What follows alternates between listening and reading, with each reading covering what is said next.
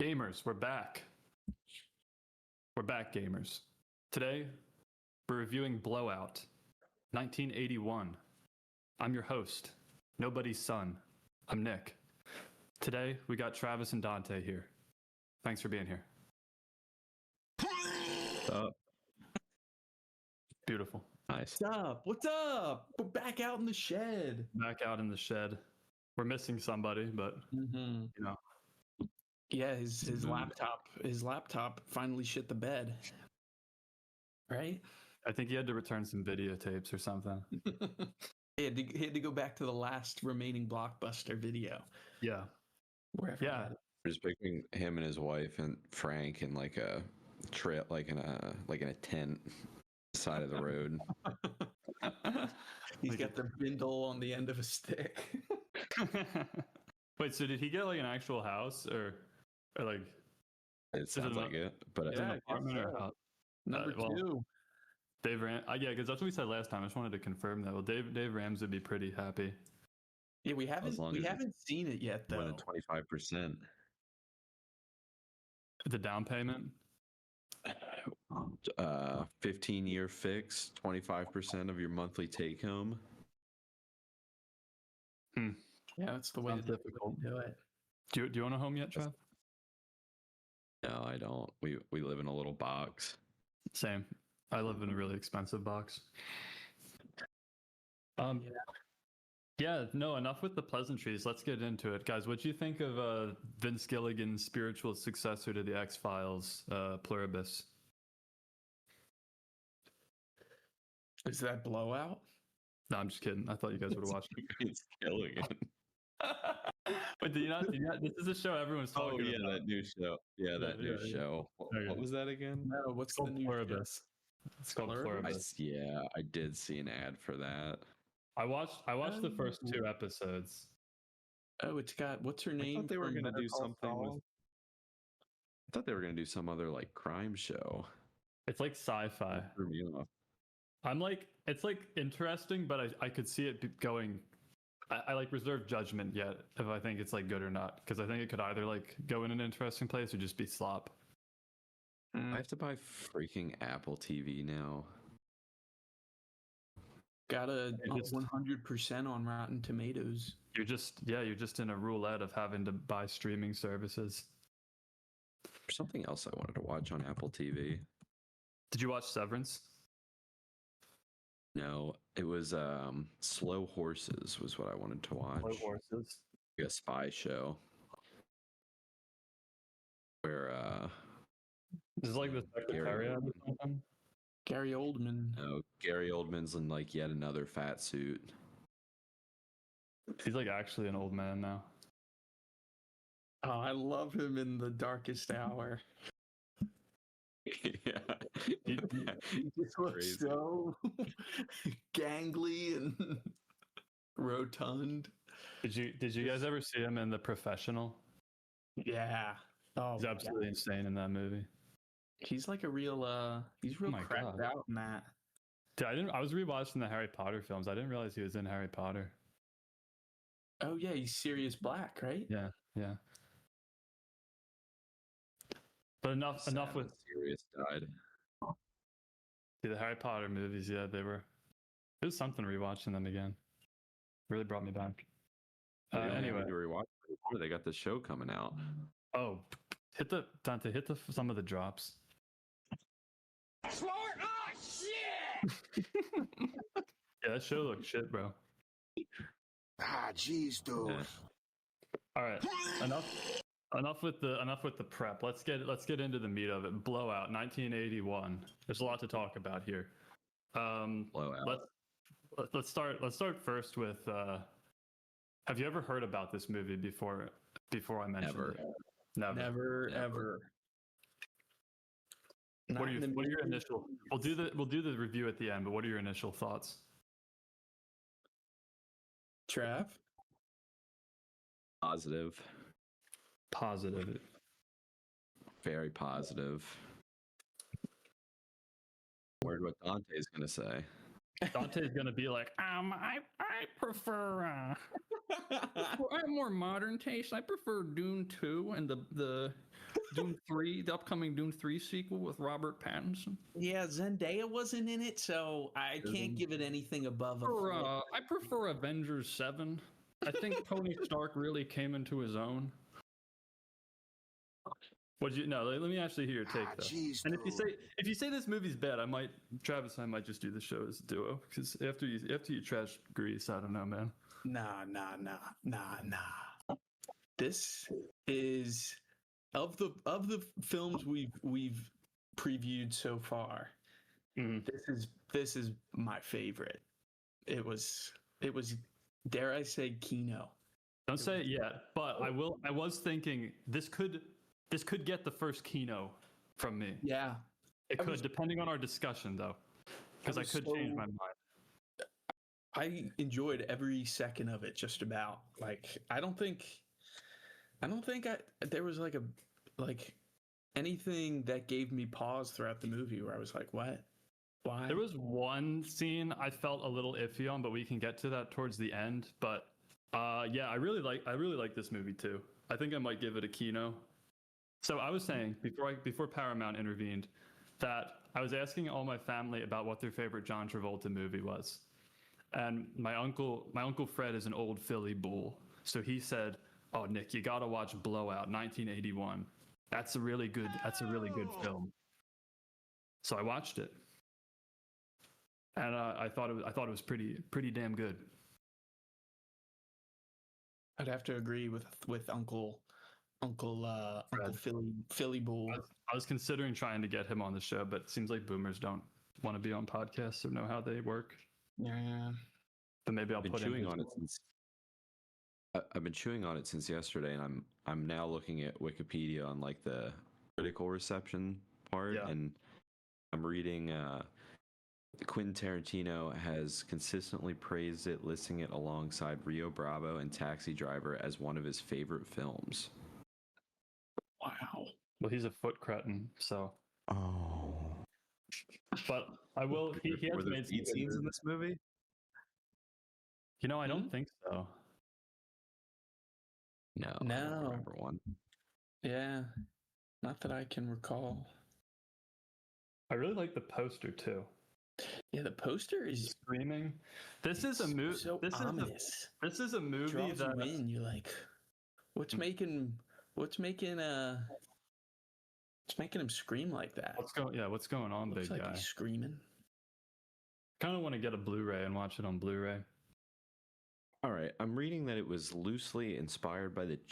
Are you familiar with the Chappaquiddick incident? No, I never heard of this in my life. This is crazy. Ted Kennedy was driving a car. He left a party, Martha's Vineyard at 11:15 p.m. He drove the car into like a river or something. Whoa. And the two people he was driving with died. And he didn't report. Failed to report. He didn't report the incident until 10 a.m. the next day. Wait, this was Ted Kennedy? Yeah. What the hell? It happened at like midnight, and they both died, and he didn't go into the police station until 10 a.m. the next day. He was probably drunk. Wait, so was he with who were the people he was with? I don't know. I didn't know their names. Mary Jo. Were these like Cockney? Were these like random girls he was with or something? Oh wait, it was just one person, but she has like two names. Mary Jo. She drowned. That's weird because that's like the opposite of what happened in the movie. And his conviction was leaving the scene of an accident causing bodily injury. He was in jail for 2 months. Sorry, Dante. No, it's all good. Can you hear us? Yeah, I can hear you. I had a real boomer moment there. If it happens again, we can maybe pause for like 5 minutes and try and figure it out. All right. Where'd I cut in? Travis was giving us some esoteric history on the Chappaquiddick incident. Oh, very nice. Have you ever heard of this? Yeah. Ted Dude, Kennedy. I didn't know this was a thing. Yeah, man. It's pretty. It's How do you not tell the police for like he was definitely just drunk and needed to get sober so he wouldn't like go to Probably. jail forever. So did they not arrest him on on a drunk driving? What? I guess they wouldn't No, like know. I said, I guess that's the point. he got convicted with leaving the scene of an accident causing bodily injury.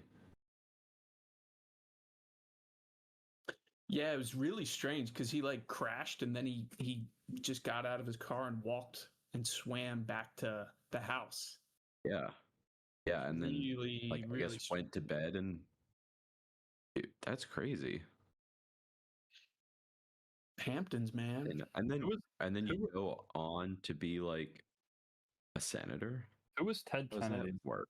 What did he actually do? I think he was just was a an Kennedy. American That's lawyer. about it. Was he one that? Yeah. It was Bobby that died, right? He was in the Senate for 47 years. That sounds like a good system. And this Chappaquiddick incident was 7 years into him being a senator. It was like Wow. beginning of his tenure as a senator. Massachusetts. Wait, how do you go to jail for? How do you go to jail and then go back to the Senate? That's an excellent. Is that what happened? Yeah, he was elected to 6 years in 1964 and was reelected 7 more times. After the Chappaquiddick incident in 69, Kennedy pleaded guilty. Convicted. 2 months 2 months suspended sentence. What is that? Dude, I've never been to jail. I don't. Dude, he got probation. He was like drunk driving, crashed into a river, and his like lady friend died, and he got probation. He was allegedly drunk driving. We can't. Sorry, allegedly. Now that we already have Paramount on our heels, we don't need the U.S. government. Well, this is all very interesting. And Okay. I think Anyway, sorry. No, it's good to know the context because I think this is a big theme. It's like corruption. My first question, before our typical scene by scene review, maybe we'll go over a few like high level topics before we go scene by scene, if you have any. My first question is, why do you think this movie, similar to Urban Cowboy, it's not a movie that really penetrated the public consciousness? Why do you think that is? I don't know. I mean, on Wikipedia. It's pretty bleak, pretty dark. Yeah. I was gonna say I saw on Wikipedia that people it had a pretty poor performance because people heard via word of mouth that it had a very dark ending. Mm-hmm. Yeah. So it's not really very reaffirming. However, I think Dante and I were also talking about this on the Staying Alive episode, which is just like the I guess this was like during Reagan times when everything was sort of optimistic and upbeat and all wholesome. But I think this movie was very, very prescient in a lot of ways because I think it's getting at something that people didn't want to look at then. But I think if it's something like this were to come out now, I think it'd probably be, in the current climate, I think it'd be very popular. Yeah, agreed. I agree with that. Yeah. Any other high level thoughts or should we get into it? This was like from the standpoint of Travolta's career, like this was his first real serious dramatic role, right? Well, let's look up the discography. I think you're right. Or filmography. Yeah. His discography is a whole nother topic. Have you ever listened to like his hit singles? Or I guess they weren't hit singles, but no, I never have. Don't get me started about Hairspray. We can't talk about Hairspray. Hairspray is going to be a lot of them. No, he was in Carrie though. I don't know what he played in Carrie. It must have been something minor. Gotta believe. He must have been pretty young in Carrie. I don't know. From Jersey. Blowout is pretty early. Blowout was.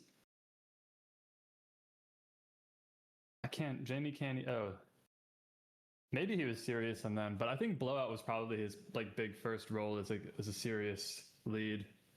I think were these couple of horror movies he did early on? Was he like starring in them, or was he like? I don't think so.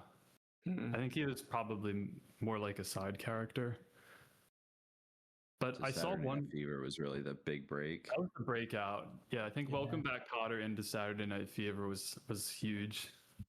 He was the biggest star in the world, and now he's a washed-up boomer. But I think some people were calling him. I think there was one review that said he had like the quiet intensity of a young Brando. Whoa! Only they knew it would end in Wild Hogs, Hairspray, Fanatic. Wow, that's quite a claim. Quite a claim to make. No, I think he's pretty solid in this. He's very.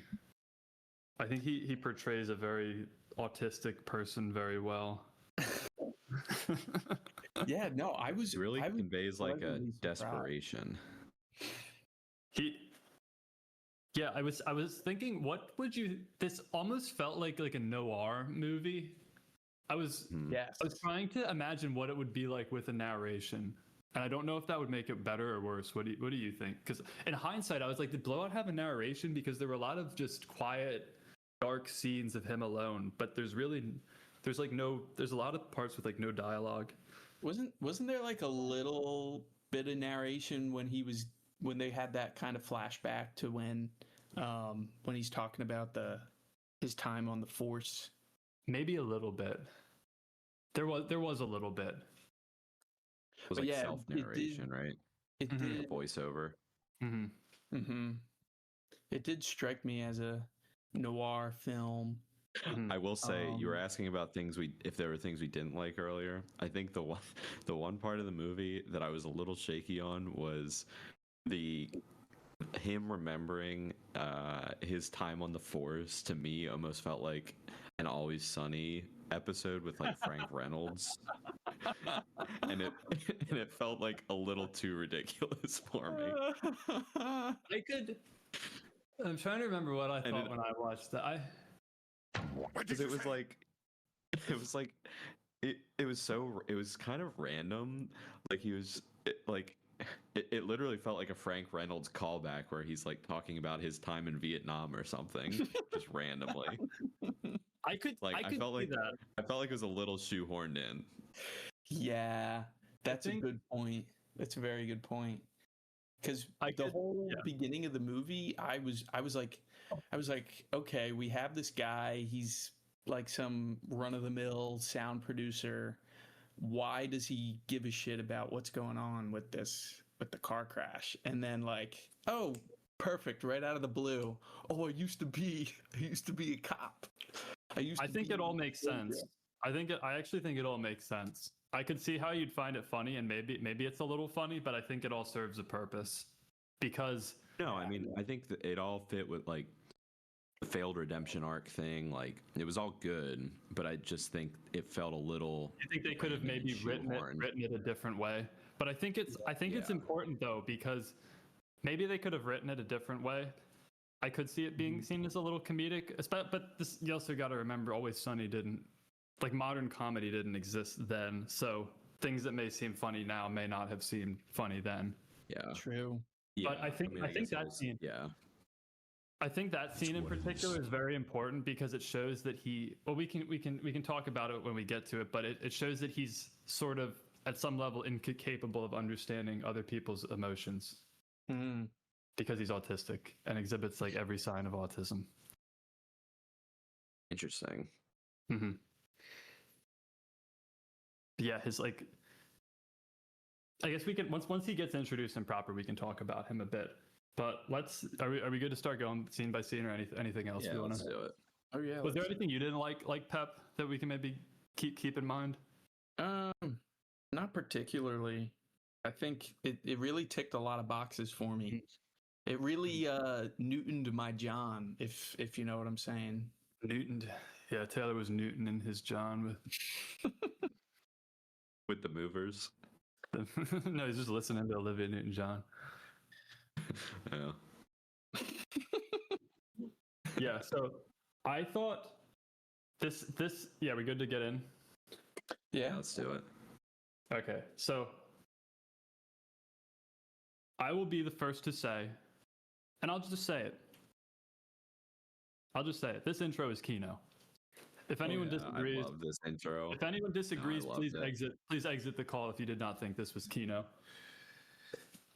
There's a lot to discuss. This is great. There's a lot to discuss.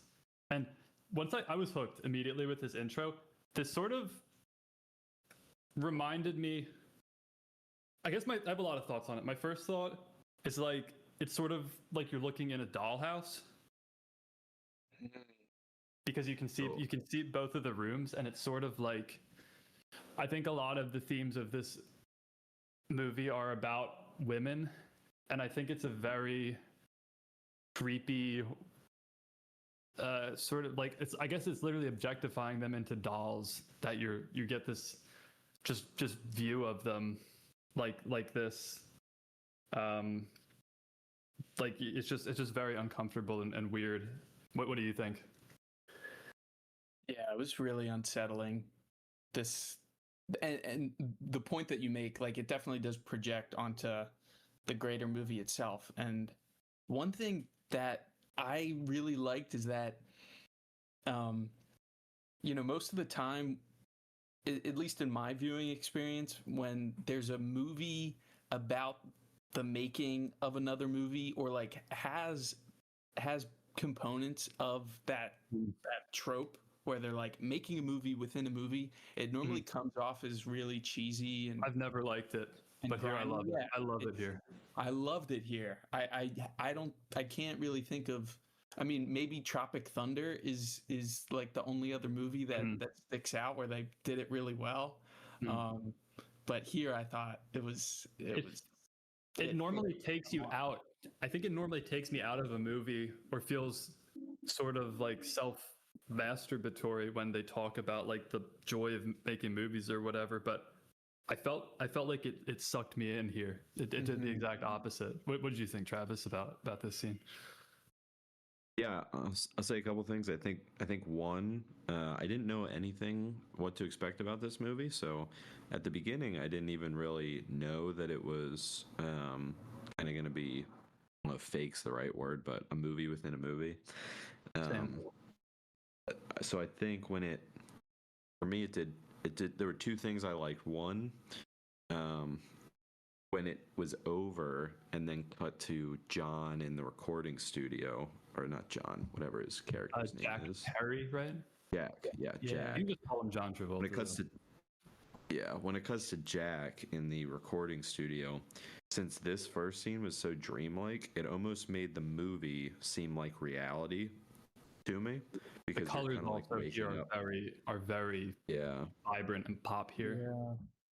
It's like you're waking up from a dream, which makes the reality of the movie feel more like, I don't know if enthralling is the right word, or realistic, but like, and then what I also liked later on, what I appreciated was later they kind of revisit this like crazed murderer perspective camera shot thing, when we're kind of like descending into another dreamlike state at the end of the movie.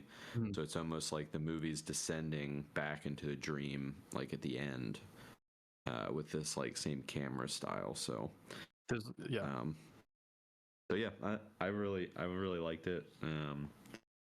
Specifically, like those two parts, I thought made the movie better on later. So I agree. I think a lot of the themes of the film are the line between like images and sound and reality, like the boundary between film and reality, and how that relates.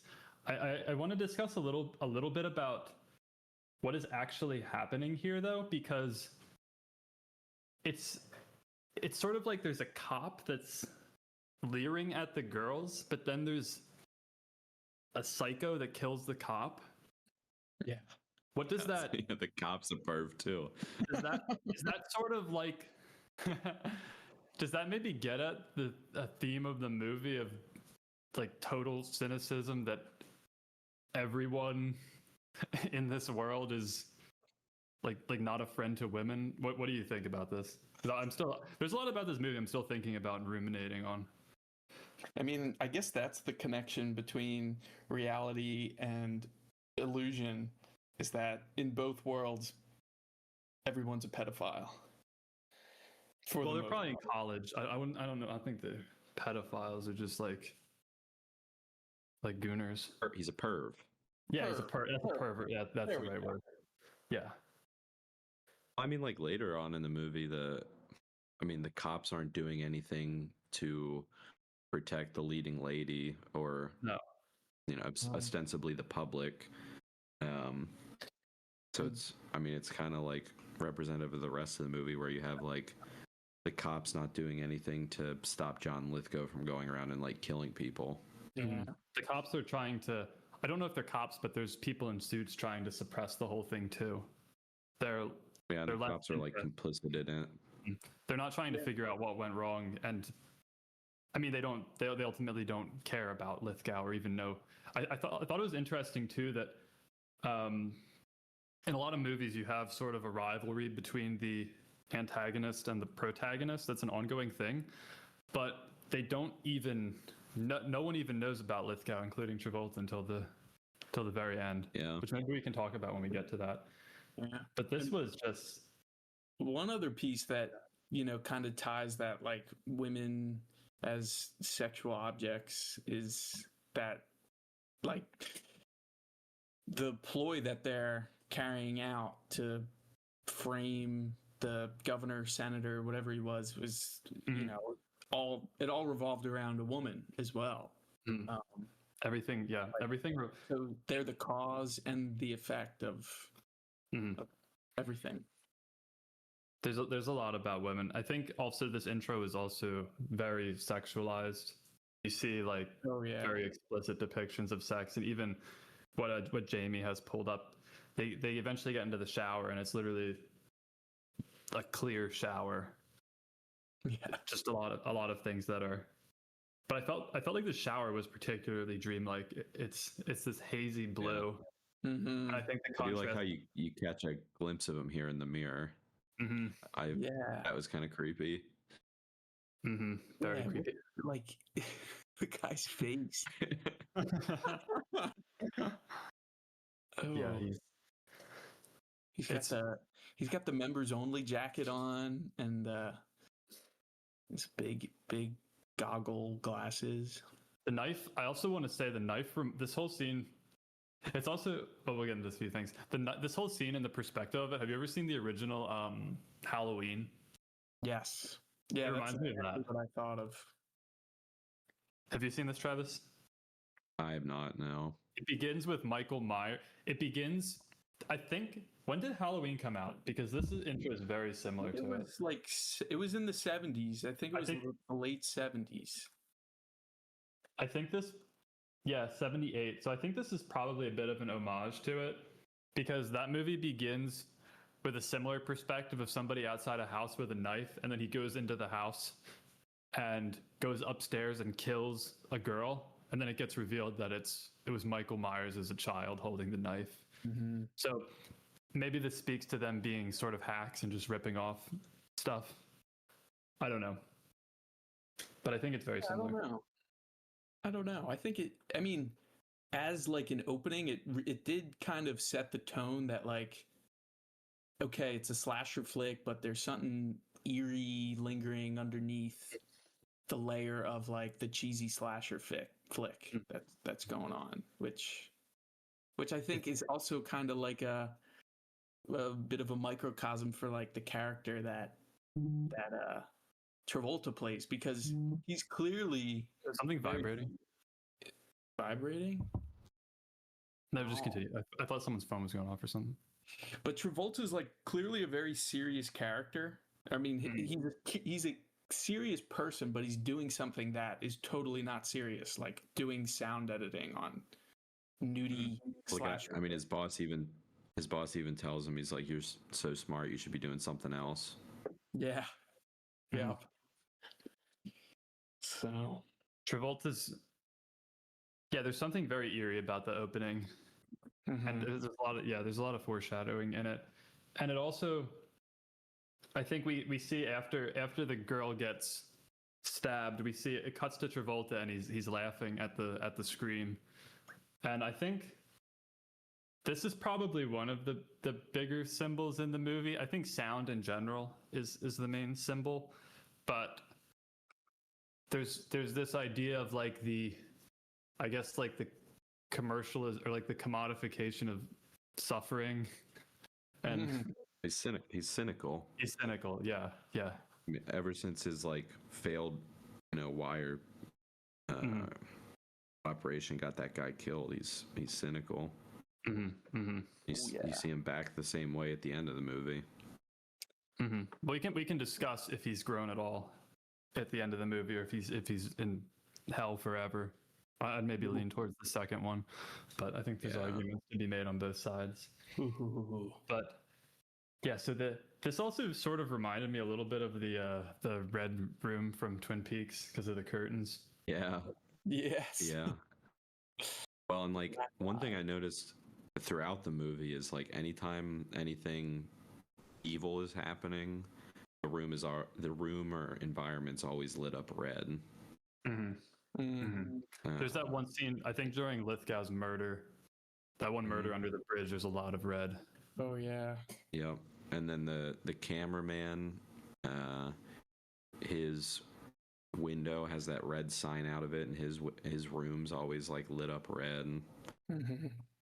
Yeah, even the very end with the fireworks is, I mean, there's blue, but it seems like in every Dante and I were talking about this, I think, in one of our past episodes. It seems like red is generally coded as a bad color and blue is coded as good.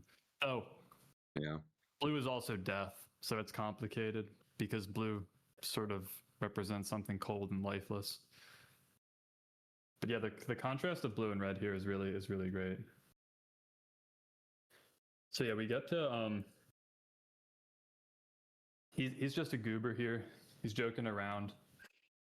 Why do you think he does this job? I guess do you think he's just still upset about what happened with the failed wire, and he's just like falling off and doesn't care?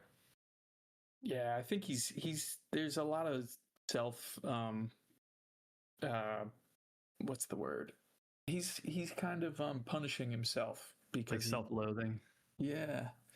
Like he doesn't want to let himself he doesn't want to be put back in a position like he was on the police force where he fucked up royally and got someone killed. And this is safe. This is a safe gig for him. No one's life is at stake. For sure. So I think he's just decided that it's not worth it to try to fight for good. But then I think over the course of the movie, he corrects from that. But, ultimately where he ends up isn't in a good spot either. Yeah, we get this intro. I think it actually has the scream when it puts Nancy Allen's name, which is... Oh, really? I think so. I'm not going to play it here, but I think it is the actual scream from the end of the movie, which maybe reinforces the inevitability of it all. Yeah, a little cheesy, but I did love how that whole like we need somebody's scream over for this movie was like tied in at the end. Yeah, it was a little heavy-handed, but it was also I thought it was good. I think I do want to watch some more Brian De Palma films after this, because it seems like that's maybe a little bit of the style. Is a little bit. It seems there is like, I don't know if I remember any specific places, but there is, I think, a bit of dark humor in this movie. He did the original Mission Impossible movie. Oh.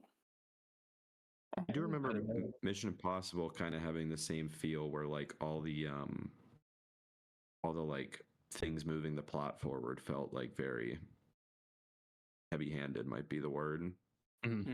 But it was still good, but just like yeah, maybe a little heavy-handed. I don't know. I think there's a good amount of flair in the movie. Yeah, like the flair might be the right word for it. It all. I think overall it works though. Even if it's a little. No, I agree. It's the style. I guess if it's his way of doing it, I think I like it. I think overall it does work. I think we get to this scene where he's he's alone watching TV, and this is a very, very memeable scene. I don't know if anyone's with like what's on yet. TV. Yeah. I didn't consider that. I'm imagining him watching like the Joe Rogan podcast.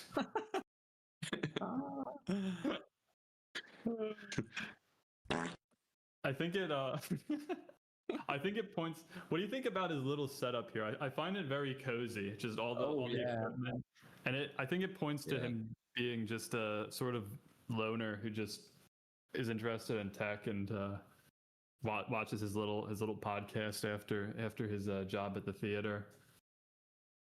Yeah, the set design was pretty darn good. And then what are they talking about here on the TV? It was like economy bad, but we like this new candidate, like a lot of hope. Very like a lot of this does feel like a lot of it's kind of calling back to like the cynicism that happens to all the like all the Kennedy deaths and like the Zapruder film and all that stuff. Like they're like, oh, this new guy, he's like everybody loves him, he's gonna be good, like a rebirth sort of thing. But then obviously it doesn't turn out that way. Yeah, and it's also, there's a little bit of foreshadowing to what happens later on in the 80s, where there was this guy, I don't know if he was a congressman or a senator, but I think his name was Gary Hart, but like he was like this like young up and coming strapping lad who was gonna, they thought he was gonna, become the next president, and then he got exposed for a sex scandal, and like no one's really ever heard from him since the sex scandal. Oh really? Yeah. Never even heard of him. Yeah, I don't think it happened until like the middle of the 80s, but I thought that was pretty reminiscent of what happens in the movie. I mean, and the movie came out 3 years prior. So very prescient movie. Indeed. I was thinking about Epstein a lot during this movie. how quaint it was that they would all be worried about him having relations with like a young woman when the Epstein Island exists. It's funny. Yeah. What do you think of? It also kind of starts here, but all the allusions to liberty and freedom that are going to come up like the rest of the movie kind of starts here on this news broadcast. Yeah. Yes. What did you think about this like side by side shot? I was just gonna ask about that because there's a few. And there's one later on that I think has more clear indication, but I don't know about the side by shots in general. But what do you think? I felt like it was like a little weird. Like it felt a little forced, because I was like, whatever Travolta's doing doesn't really have any connection to what's going on in the TV. But I kind of liked it for the purposes of like setting up the story. And I think it in a way kind of reflects what Travolta was doing in that moment. Like he wasn't paying full attention to the TV, and neither were we, the audience, but it was more present than if, say, the TV was just like on in the background. I think it maybe that's true. I think it's maybe subconsciously putting in two ideas in your head. Like these are two things you should, and it's like you said, it shows he's not fully paying attention to it now. I think it sort of puts into your head that because they both take up equal amount of the screen, like these are both important things you should consider. Like one is Travolta's audio work, and the other is these like political rumblings going on. Yes. Yeah, I like what it accomplished, but I didn't like necessarily like how it went about it, if that makes sense. But by the time the scene was over, like I felt like I knew what was going on, how the story was setting itself up to be. Yeah, I think the split. I kind of like the split. It might be a bit of an acquired taste, but I think it just looks cool having like the audio gear on one side and them talking about whatever BS they're talking about on the news in the other. Yeah, I loved like all the use of like analog stereo equipment. The old equipment. It really made me appreciate the old process of filmmaking. Yeah, it was really a labor. It was like a labor of creation. It was, you actually had to try to you didn't just working with these machines. You didn't prompt Sora 2. Yeah, you can't just type it into ChatGPT and get your you would just in 2025 you'd just be like, ChatGPT, generate me this like AI video. It makes me wonder if like so much of the inspiration for this movie was like the Zapruder film. Ooh. I've never seen that. What is that? That's like the video of Kennedy getting shot that people like analyze. Yeah, they mention it in the movie too, Trav. Because that's all I was thinking the whole time, that they were like trying to piece together that film. Yeah. And it just gets you like so focused on the film that he's generating, since it's like there's shots of him doing this film tech work like the whole time. So I could totally see that. Agreed. And that reminds me, I recently watched JFK. I don't know if you've seen that movie, but the Roger Stone. Yeah. So good. What is it about? It's about the JFK assassination, but like mostly focuses on like the aftermath, and like I think it's about the only actual trial, and they didn't get a conviction, but it was the only trial that was related to the JFK assassination. The hearings. Yeah. Well, yeah, the Warren Commission, and then after that, I don't know what the name of it was, but they like actually charged somebody for conspiring to kill Kennedy, but he was found not guilty ultimately. Who do you think killed John Kennedy? Epstein. It was Epstein from Welcome Back, Kotter. Yeah. It's a bad John F. Kennedy. You're bad. George Santos. Dude, I can't believe he's out of prison now, man. Did he get a pardon? I know Trump was talking about pardoning him. Yeah, he's out of prison. I think he commuted his sentence. Who's George Santos? Oh, this guy? Yeah. Yeah, the guy who killed JFK, first man on the moon. What else did he do? Yeah. I think he invented Bitcoin as well. Cryptocurrency. Satoshi. He's the fifth Beatle. Yeah. He's everything. That's great. Yeah, this I think nobody wanted to look at the gritty underbelly of America. This film is so I loved this scene too. The scene was contender. It's a contender for my favorite scene in the movie. Oh yeah. Almost like a cozy like Twin Peaks at night vibes or something. Oh. The owl too. The owl, yeah. The shot of the owl is crazy. So this scene, yeah, I don't know. Maybe it is my favorite scene. I don't know. It's up there. What are your thoughts? Because I have a lot of thoughts about this scene. Let's talk about before the crash. Yeah, I mean, it just the way that it keeps panning to it, like keeps going back to his mic and what he's focusing on, I feel like really makes you concentrate on the movie. It's like you're like listening so closely. It just really draws you in. Yeah, I loved the camera work on the mic. Because like really the imagery in this scene isn't that important, and I think the way that they shot it really makes you focus on the sound. A lot of it's dark, too dark. Yeah, it's dark. Like things that are far away or out of focus, because it's kind of like it's almost like it's from Travolta's perspective, but it really is. I take it as it's the perspective of the mic, and it's like, what is the mic capturing? And they're kind of giving you a glimpse of that with the imagery.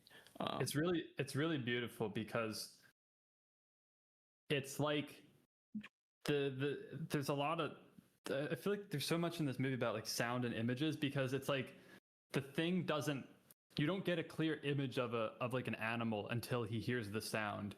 It's like focusing in on the sound brings the image to life. Yeah. Which I think is maybe the sort of the theme of the movie, of like understanding the sound to understand the image, like the truth of the image. I also really like that the owl was kind of what focused him on like the inciting incident in the movie, and like owls usually symbolize death, so it's like he's pointing it at the owl, then like the owl moves out of the way, and then it's like, oh, now here's like the moment we've been waiting for, like the inciting incident that we've been listening so hard for. So I like that part of it as well. We can maybe if we ever do a full like Twin Peaks deep dive, we can talk about the owl. I love this shot so much of like him and the owl side by. It's about to come up.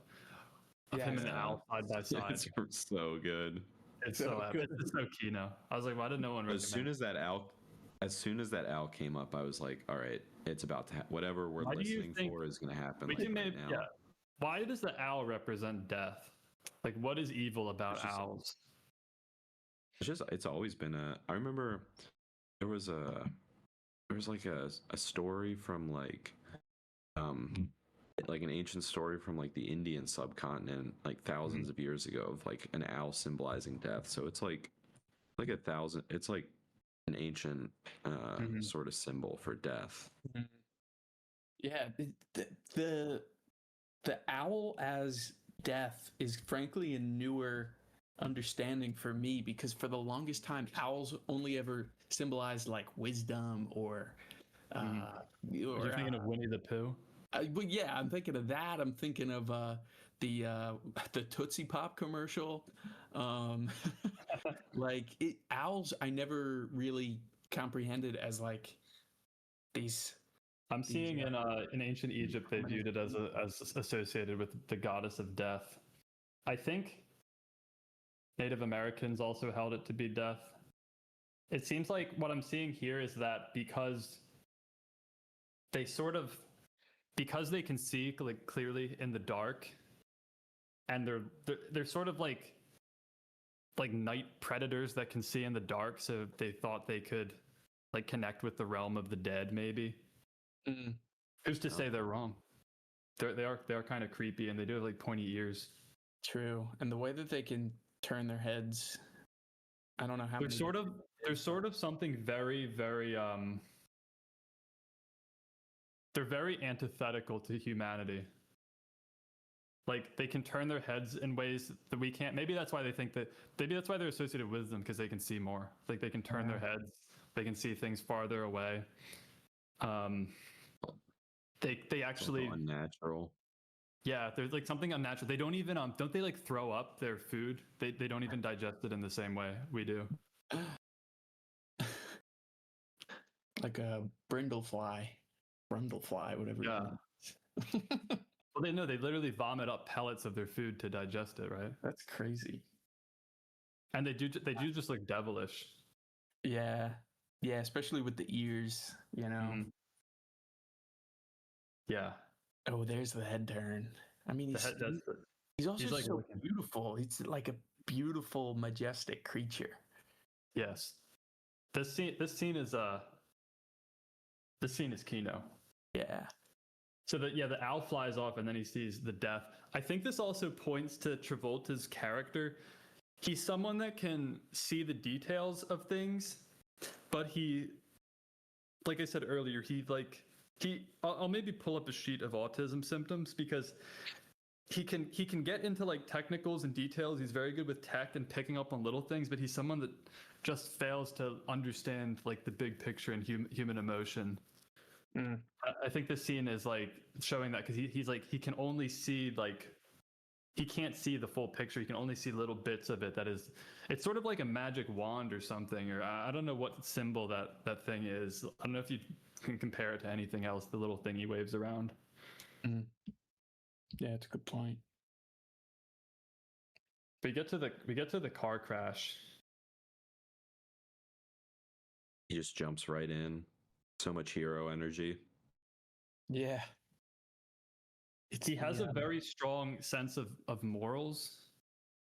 Does somebody run across the bridge? Am I making that up in my head? No, you see it. I think it's I think it might be the Manny. Yeah. Because he was on the site. Point. But yeah, that's that army instinct kicking back in. Yeah, I'll pause it. Yeah, there's somebody in the background to the left of the scene that's like under the bridge. Yeah. Yeah. Oh yeah, he's right there. I can see him. You can, and you see him in a second here. He'll like run across the bridge. I think he like runs away. I'll just let it play out, and we can. But yeah, Manny's a coward. And Travolta, he definitely. I think this is maybe what reawakens that sense of justice in him and heroism, because everything he's done thus far in his career is like points to a strong moral compass, like the army, the police. He was like in a, not even really the police, and then now he's like naturally a hero. And I thought this scene was really good. This scene was like really well shot. Yeah.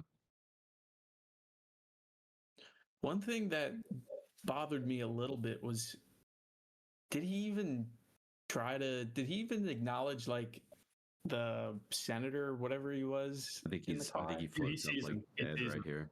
Yeah. Oh. It spooks him, and then he gets up. Oh, okay. That's. You think Brian De Palma wouldn't have?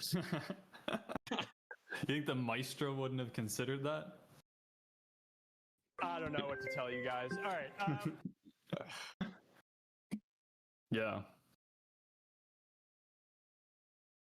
He's a hero. What do you think of the symbolism of the water? Oh, I didn't even notice that, how it's red. It's also red in the car, yeah. Red in the car, but blue outside. Yeah. I mean, I don't know what to make of it, because poor Sally, I mean, her destiny, her fate is I think it kind of points to her death in some ways. She reminds you of those girls in the college dorm from the first scene. Yeah. Except she's not topless. She's not topless in this scene, so till later. Yeah. It's it's interesting. But yeah, Nick, I think you've struck gold. That this is probably one of the best scenes. I think that's, maybe we can talk more about that scene later, because it sort of replays. But what else I was gonna mention something, but I don't. I'm trying to think of what it was, but I'm having a brain moment. Let's just continue on to the next scene. So we get to the emergency room, and we see him being questioned here, and I think this is hates him. What hates him? The cop hates him. Oh yeah. You think no. This... Wait, sorry. He knows that John Travolta's like the rat guy, kind of, or like used to butts. Do you think that's why he's prejudiced against him? There's got to be some buzz around that, because they got to know, right? Mm-hmm. I mean, later in the movie they know. It's not mentioned here, but But no. What I wanted to say that I forgot. There's a few things. One, very similar, very similar to the intro of Grease, because Sandy says Danny saves her from drowning. Whoa. Oh yeah, what the heck? There's a strong probability we're not in the first tier simulation. We're likely in the 10th simulation. Yeah, no, that's interesting. Maybe that was why. That was why he cast him. Wow. Maybe it all comes together. Maybe that's why he wrote the scene that way. But I think the other thing I wanted to mention was that it's sort of a weird dynamic that he saved. I think it makes sense, but I think there's something a bit off about him saving her in the beginning as compared to like the normal hero's journey, because I feel like I'm trying to think of like Shrek or something where like they save the princess in the end. Maybe Shrek's a bad example, but I feel like the princess also almost gets usually saved in like Act 3, but it feels like it happens so early here, and then the dynamic is like he doesn't need to kind of court her at this point. He's just like you're indebted to me now. Oh, yeah. Like it's there's something like unnatural about that dynamic where like he doesn't have to like earn her trust or anything. He's just like he just uses her and is like I saved your life, so like I can make you do whatever. But yeah, those were my thoughts on this. What do you guys think of this look? The t-shirt, the green pants. I love how he smokes in the hospital. Yeah.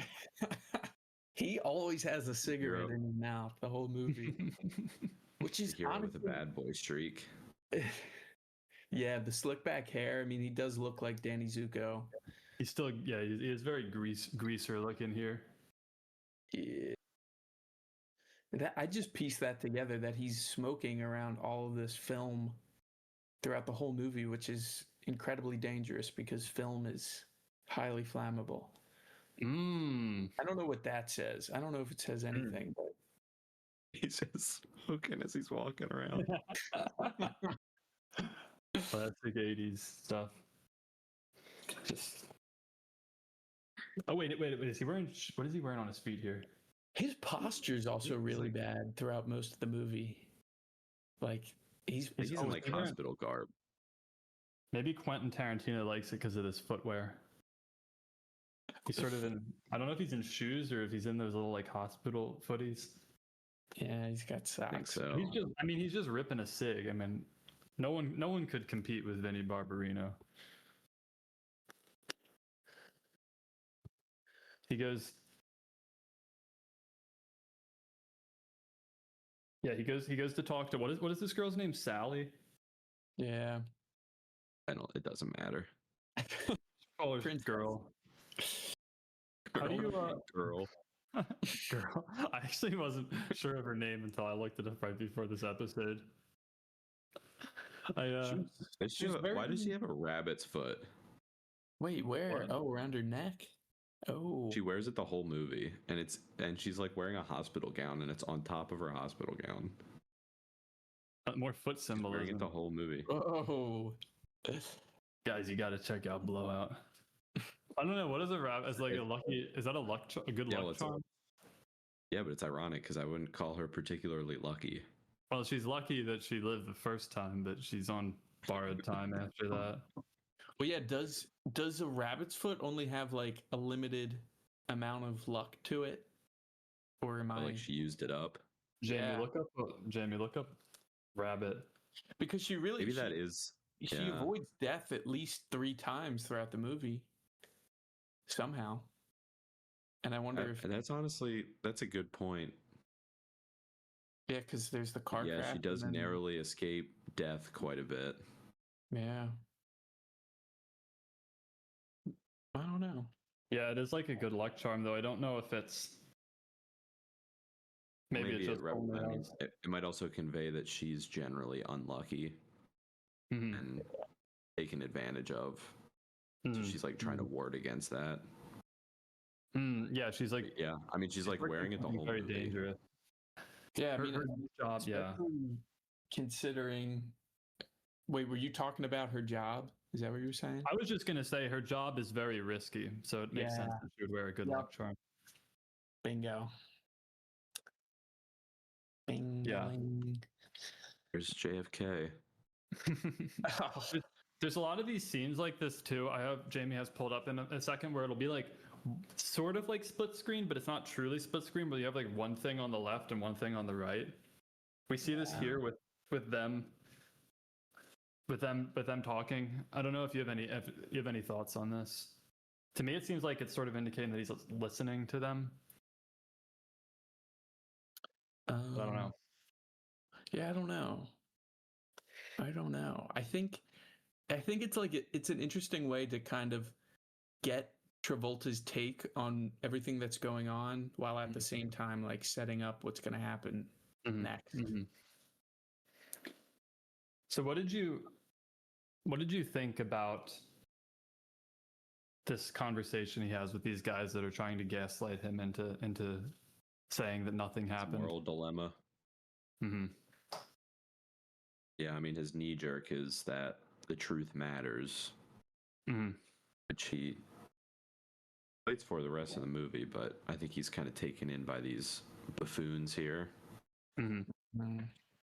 I also don't know if I think it maybe makes sense for him to say that he won't say anything because, who knows what would happen if he said, "I refuse."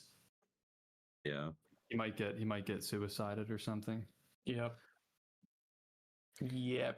Yeah. Epstein. Yeah, this reminds me of there's like a lot of those news stories where there was like a news cycle a few months ago about like the Epstein list, and everyone in the government was like, "What Epstein list? There's no list." Who's Epstein? Well, I mean, he's generally like he wants to do good, and he kind of is playing on his heartstrings a little bit here. He's like, look, his family doesn't need to know he was having an affair, and like the country would be better off, and we don't want this hero to be tainted. But it's sort of like they prefer to preserve the image of a crook versus like, which again is like, I feel like this really was kind of inspired by the whole Chappaquiddick thing, because it's like, we kind of just gloss over that. I didn't even know about that. True. Swept under the rug pretty well. Yeah, I guess that is meta commentary that I never heard of it. Yeah, it's like the details don't matter. All that matters is like the narrative. So like the little truths don't matter. But the thing is, though, if they actually acknowledged the girl and interviewed her, they would have gotten to the bottom of it and likely uncovered the Lithgow plot, because it all connected back to him. But they don't. They don't want the truth. You can't handle the truth. Yeah, I think he has a pretty like human reaction and initial sort of acceptance of the whole thing, but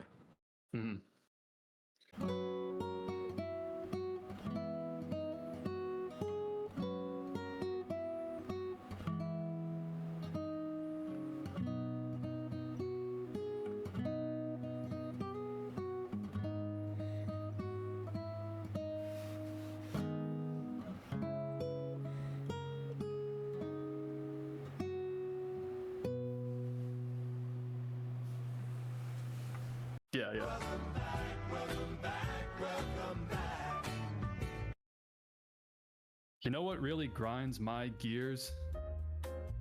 When people review a John Travolta movie from 47 years ago. Copyright detected. Copyright detected. You reviewed a 47-year-old That's why movie. this episode's sponsor is Paramount Pictures.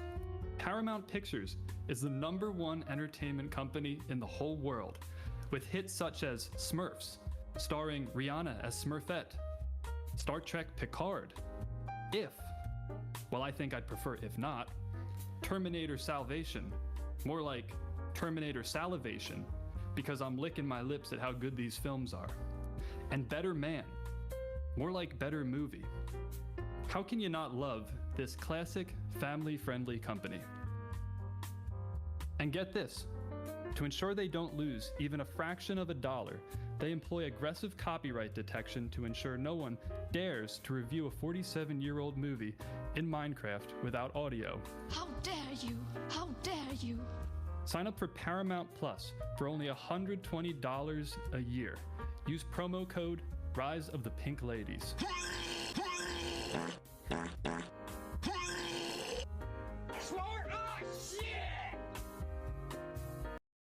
There you have it. That's our sponsor. Dude, I was scrolling through Paramount Plus's catalog to like shit on them more. But then I did see that they do have Twin Peaks, which kind of was that. Did they always have Twin Peaks? It's only if you have Showtime. Twin Peaks aired on Showtime. Yeah. Yeah, What the fuck? Dude, they support George and Mandy's first marriage. I think that's in the Big Bang Theory universe. It is. It's like, isn't it like a young Sheldon's older brother or something? I think. I don't know. God. No, it is. So bad. For some reason, I get recommended like clips of that on Facebook all the time. Oh God! Let's see. Yeah, my cousin works for Paramount, and really, yeah. Thankfully, sorry. Thankfully, no. I can use her subscription. She gets like free premium Paramount that has like Showtime and all the other add-ons. So that's the only thing I like about Paramount. Well, yeah, I mean, heaven forbid somebody plays clips that are all publicly available on YouTube in a Minecraft studio while reviewing a movie to like 10 viewers. Heaven forbid. Yeah, it is. Picking up from the end of Young Sheldon, newlyweds Georgie Cooper and Mandy Allister are living with Mandy's parents. Oh my God. So it's like a show within a show. I don't want to hear about it. That's a lot of jerking off. Yeah, that sounds pretty slop. Yeah, Paramount is yeah, they're pretty bad. I don't know. Did you say Paramountism? Paramountism? Maybe. Well, let's continue with some actual Kino. So this is when Travolta meets Sally, Nancy Drew. I don't know. There's this cozy scene where they're driving back. I found this scene very cozy. Yeah, it's very noir. Like it just looks like it doesn't look like they're driving for real, you know. I do like a lot of the color in this movie, but I would be interested in maybe seeing a black and white cut. Yeah, I was thinking the same thing. I was like, what if this movie was in black and white? Like black and white on like film with like the bulb or whatever in theater. I feel like that'd be some Kino. Mm-hmm. Like black, white, and red. Mm-hmm. Oh yeah. She's so helpless. Yeah, she's very distraught and yeah. What do you think? Yeah, what do you think of what do you think of Nancy Allen in general, or this character, whatever? How does she stack up against hit femme fatales like Stephanie from Saturday Night Fever and Olivia Newton-John? She's just so helpless. At the end of the movie when she's just following John Lithgow around, I wanted to scream. I was like, it was so frustrating. Oh my God. Which again is like it's back to the like sorority girls, like they're just like oblivious and like yeah, just painting women. Like John Travolta's trying his best to like save her, but she won't get out of her own way. Even Manny, like she's almost representative, I feel like, of maybe the average American needing a hero like John to come along and save them. Yeah. I don't know. You know, some would say she's the anima that he fails to integrate. Oh yeah. Oh, there. We're back to last week. Some might say That's quite the these are callback. evergreen themes, but yeah. So he's listening to the audio. This is pretty cool. He's in the studio. He's like he's in the motel room, which I think is even cooler. And like he's reenacting where he's pointing the mic. Yeah. I love this scene. I thought this scene was great. It's so cool having like this. It's almost like it's a spotlight, but with sound. Yeah. That's a good way to frame it. And there's just, I don't know if I have that much to say, but I feel like this scene is also very memeable too, that I'm about to have up. I mean, Jamie's about to have up, where he's like, it's like him in the left frame and he's like looking at something in the right. Mm-hmm. I could imagine some things here. Yeah, but it feels like we're almost inside his mind as he's kind of piecing everything together. Yeah, like it's so cool how, because this is before he even has the film, and I don't think he ever has like film of the blowout. Well, maybe he does, but it's like the image of the blowout follows from the sound, and he can like get the image from the sound. Yeah, I think it's really cool. Yeah, it was very. I also just remember thinking too about his like motives here. Like, this is where you really start to see like the old him come back to life here for the first time. Like he really wants to get to the truth. Indubitably. Yeah, he's like, it's setting back in. Was this film actually shot in Philadelphia? I don't know. I mean, the 30th Street Station, that was like legitimately the 30th Street Station. 100 million %. Dude, I loved the whole City Hall. Yeah, City Hall. That's true. So I mean, at least parts of it were. At least parts of it definitely were, which I really liked, because we're Philly Bulls, Oh wow! Wait, listen to this. I'm looking at the Wikipedia. De Palma, he's originally from Philadelphia. Whoa. And apparently, he. Wait, I can't figure out based on the way this is written.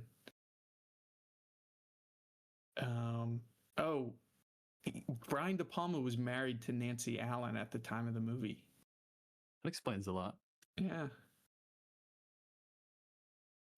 It also says Brian De Palma was considering Al Pacino for Travolta's role. Would that have worked? Oh, God. I don't know. I don't think so. Maybe not. Pacino. Dunkachino.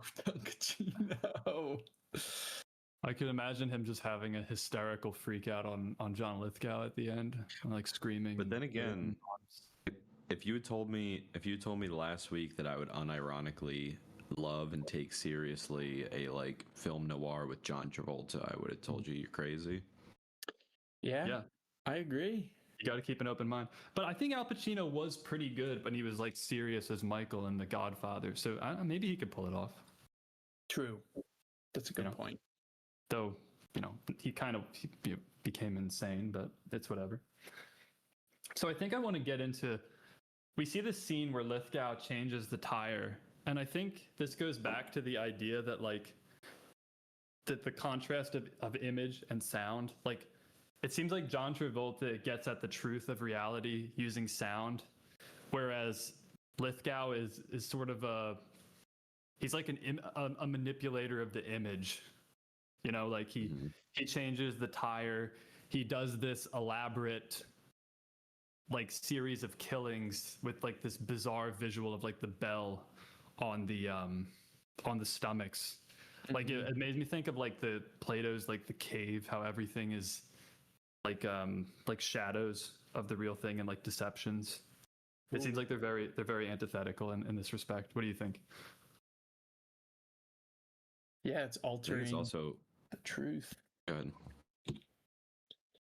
And I think it's also representative of like the. Oh, sorry. Go ahead.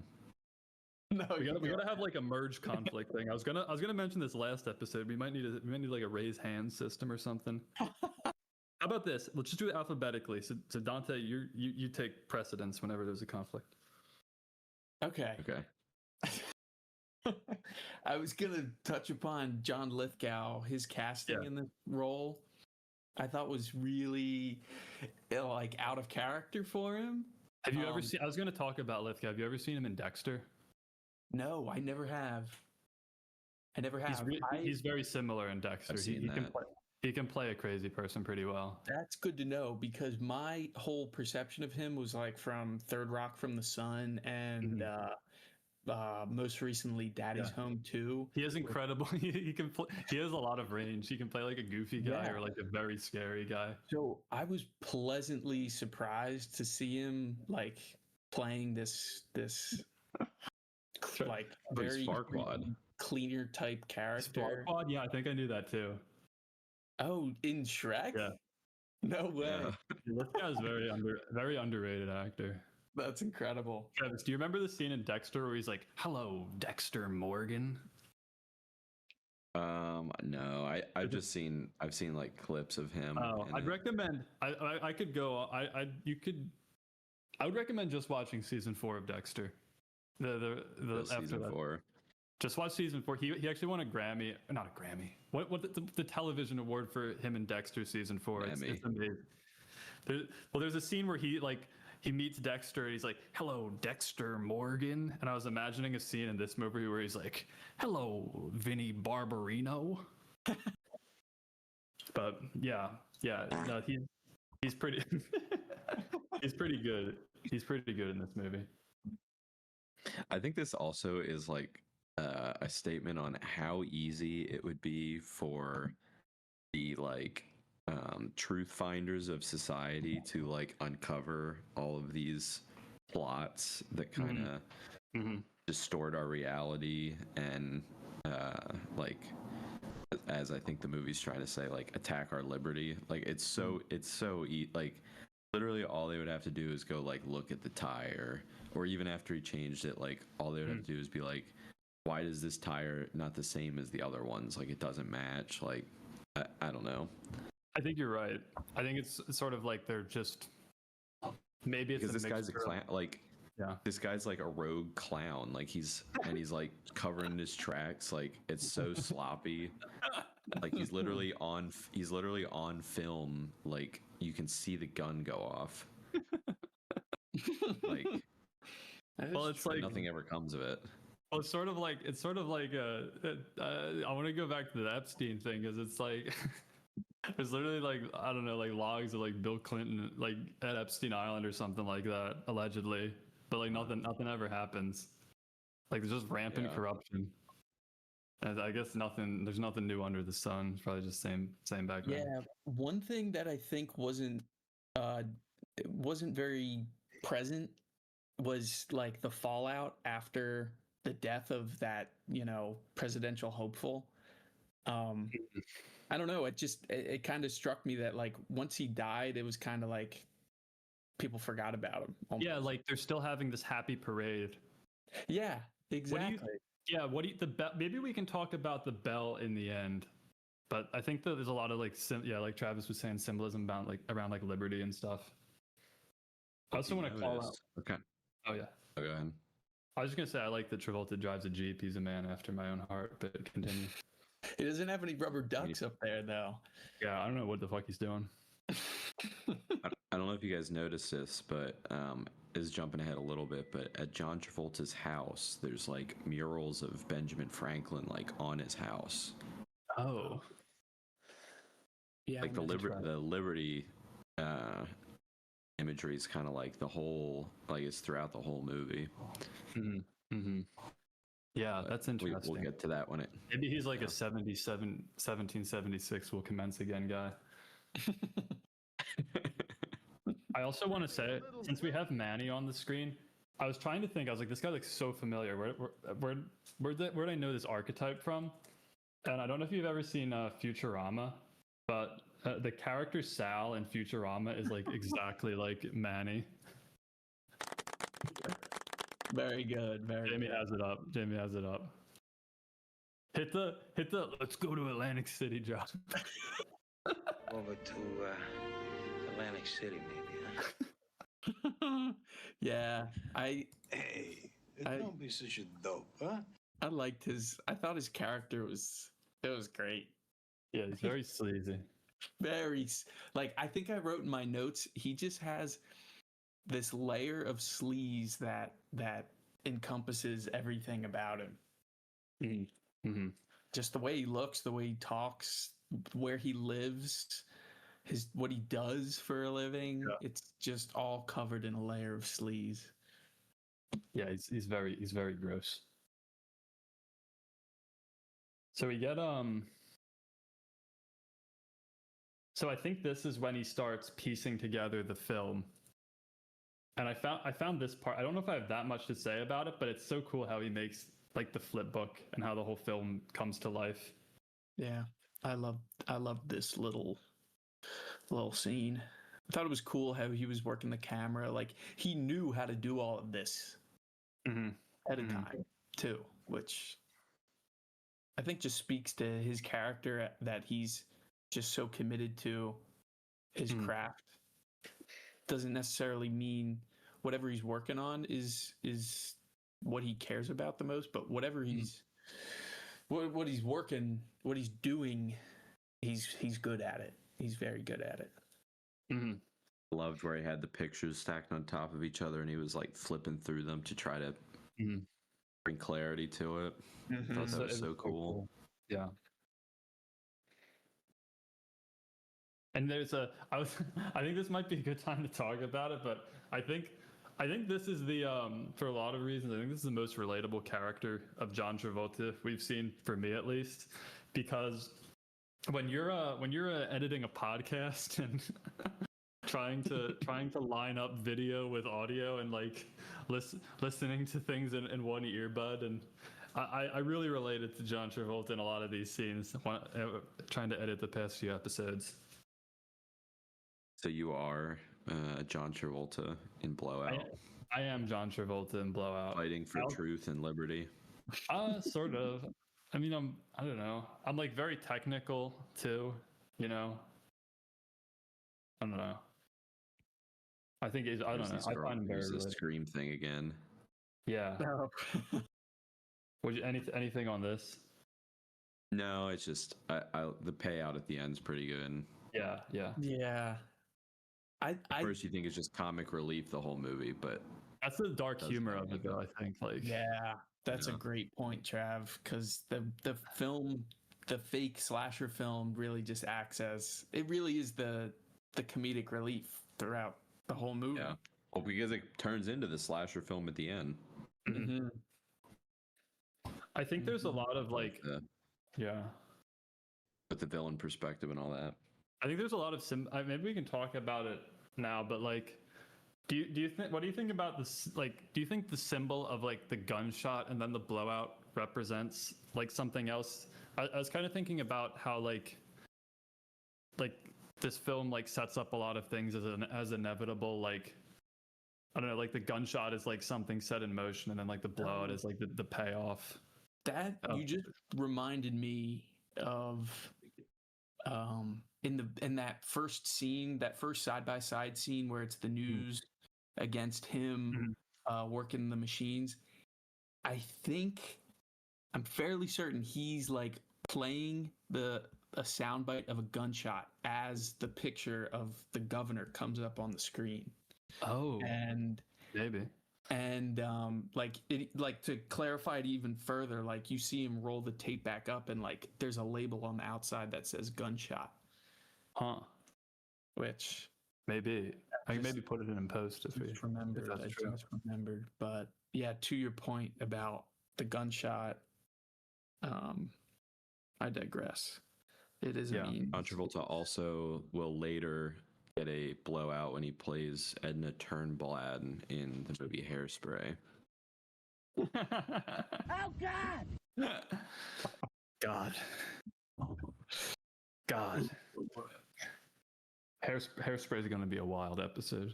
I can't wait. It's gonna be wild.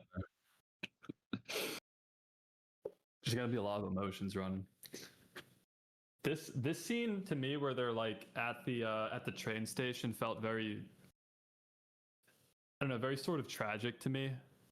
Like the train the train is like symbolizes like her freedom and a new life, but Travolta kind of bullies her into not going, and it seems like at this point her fate's kind of sealed.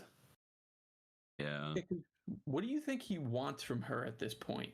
Like, does he just kind of want to get into her pants, or does he think that she can help him come to some resolution on the crash and the cover up? Like, what do you think his motivations are for doing this?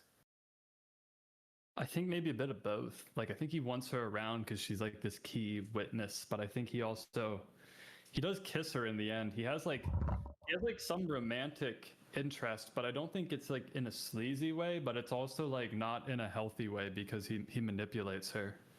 I think this guy like wants to be like he wants to have human relations and like uncover the truth, but he just fails spectacularly. Mm-hmm. What do you think? He really does. I think he really does see her too as like, again, like I keep going back to this, like I feel like she is representative of like the kind of like the like needing saving, and like how a lot of people are just like so gullible and like kind of helpless, and I think he is like attracted to the idea that he needs to like protect her and guide her. I think is like kind of his, I feel like that's kind of like the bedrock for his like romantic interest in her, if there is any. Yeah, I think he can save her. He can fix her. He's saved her once before. He can save her again. What do you think about this? She's so gullible and temperamental. It's crazy. Yeah. I think she's kind of ditzy. Yeah, very, very mousy and gullible. I do like her more than Stephanie, though, from Saturday Night Fever. Oh, God. I do like her more than Laura from Staying Alive. Yeah, I was just going to bring up Laura. But nobody will ever beat Olivia Newton-John. What do you think about this conversation they have where she talks about how everyone needs makeup and a face? Well, I thought it was interesting that he works in makeup. Dante, you get precedence. Well, Travis, just give him like a 5-second pause when I ask a question if he wants to answer first, alphabetically. Okay. Well, we can trade off too. We can do reverse alphabetical. Sure, let's spend let's make an autistic system for talking on a podcast. Here, I'm gonna put this film together of how to do it. The makeup thing I think is interesting because she works in makeup, and then also in her like side job with Manny is kind of a way of, you know, altering things to be not what they are, with like the divorce affair picture thing, and then also just the grander cover up in general of the crash and the affair. Yeah, it's like the deception of the image versus Travolta's desire for truth. Yeah, and she's like, I guess later on we kind of find out that she wasn't entirely in on the whole scheme that she learns from Manny, so it's kind of like people putting makeup on her, or her putting makeup on herself, also kind of is blinding her from reality in a way. Yeah. Do you have anything on that, Travis? I had written down, what is with her and faces, ? And I mean, I think part of it is just like she has to put on, for her job, she has to put on all these like facades when she's dealing with her victims. I don't know if that's the word you would use for them, but I think she has to lead this like double life. It's a great point. Yeah, they're very different in that way. And then I wrote a little beyond belief that he used to be some big time Sting guy. This is where, this is the Frank Reynolds. You just gotta accept the De Palma flair. Remember, Scarface ends with him with a mountain of cocaine and a grenade launcher. Can we go back like 15 seconds and see the transition to this scene? Like when, like the. Oh, Ben Franklin. Yeah, he's the original Philly bull. Like, this is Frank Reynolds. Mm-hmm. Wait a minute. What do you mean you used to be a wire guy? Well, I think it fits with him being like a big audio guy. No, it does. It does. It was. No, just I understand. I understand what you're saying. I understand what you're saying. Like, I agree with you. I think it fits, but I think maybe given like I don't know, just like what we think of now, like if I were to make this movie today, I'd maybe like rewrite this a little differently. Yeah, it was definitely a little shoe-edged in there. Because we don't have as much as we did love. Go ahead. Back it up. Back it up. Back it up, Terrence. I was just going to make the point that we don't really ever know anything about this prior to learning about it, to getting this exposition. Yeah. So, I do. Now, as much as we did love the intro, I wonder how we feel about if this scene was the intro. Oh. And then it cuts to him at the like film studio or whatever after his failed sting operation here. I don't know. I'd have to. It's hard to say because you can't.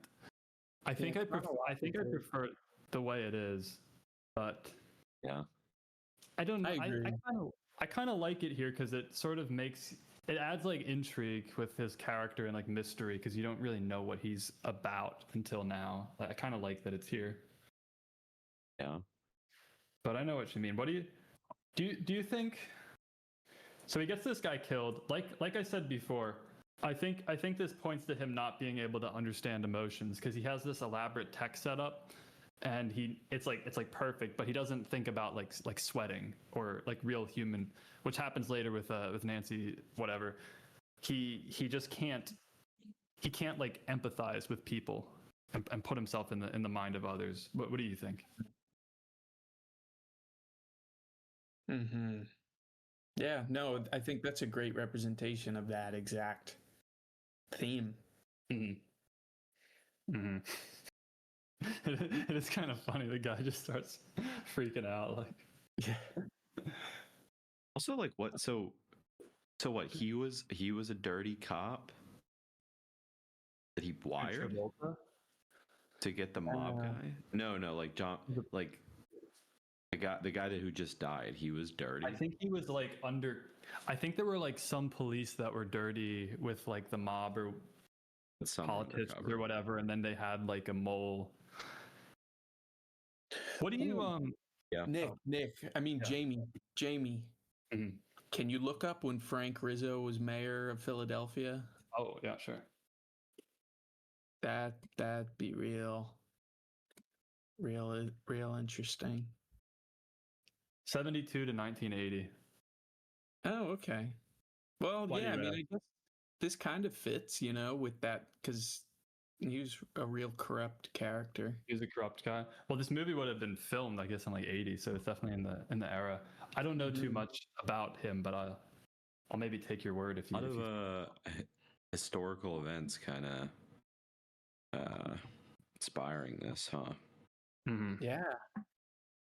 Truly. Yeah, I did like that this kind of set up a pretty clear like redemption arc sort of thing. Yeah. Which is good. Mm-hmm. It's like a very clear example of like his fault. Though I don't know if he I guess he ultimately doesn't analyze why he failed. He just knows he failed. Or like why didn't I don't know if he ever like says like, he's like, I didn't take into account that he would sweat, but like why didn't you take it into account? Like it feels like he hasn't fully resolved this like trauma, it seems. I also want to ask a high level question. Would you consider Travolta a rat? I would not. Okay. No, I mean, well, yes, it just depends on your point of view. Like, is being a rat, I guess, like, is being a rat and uncovering corrupt police officers bad? Good. Probably good. If you witnessed a crime and you reported it to the police, would you consider yourself a snitch? What's the crime? Ooh. Like murder. Ooh. I mean, yeah. I mean, again, it's point of view. Like, to the murderer, I'm a snitch, but to myself, I'm bringing truth. Yeah, I'm to not life. trying to catch those stitches, if you know what I'm saying. Something I was thinking about. That is a good thing to ponder on. Like, what if you witnessed a murder? Like, would you tell somebody?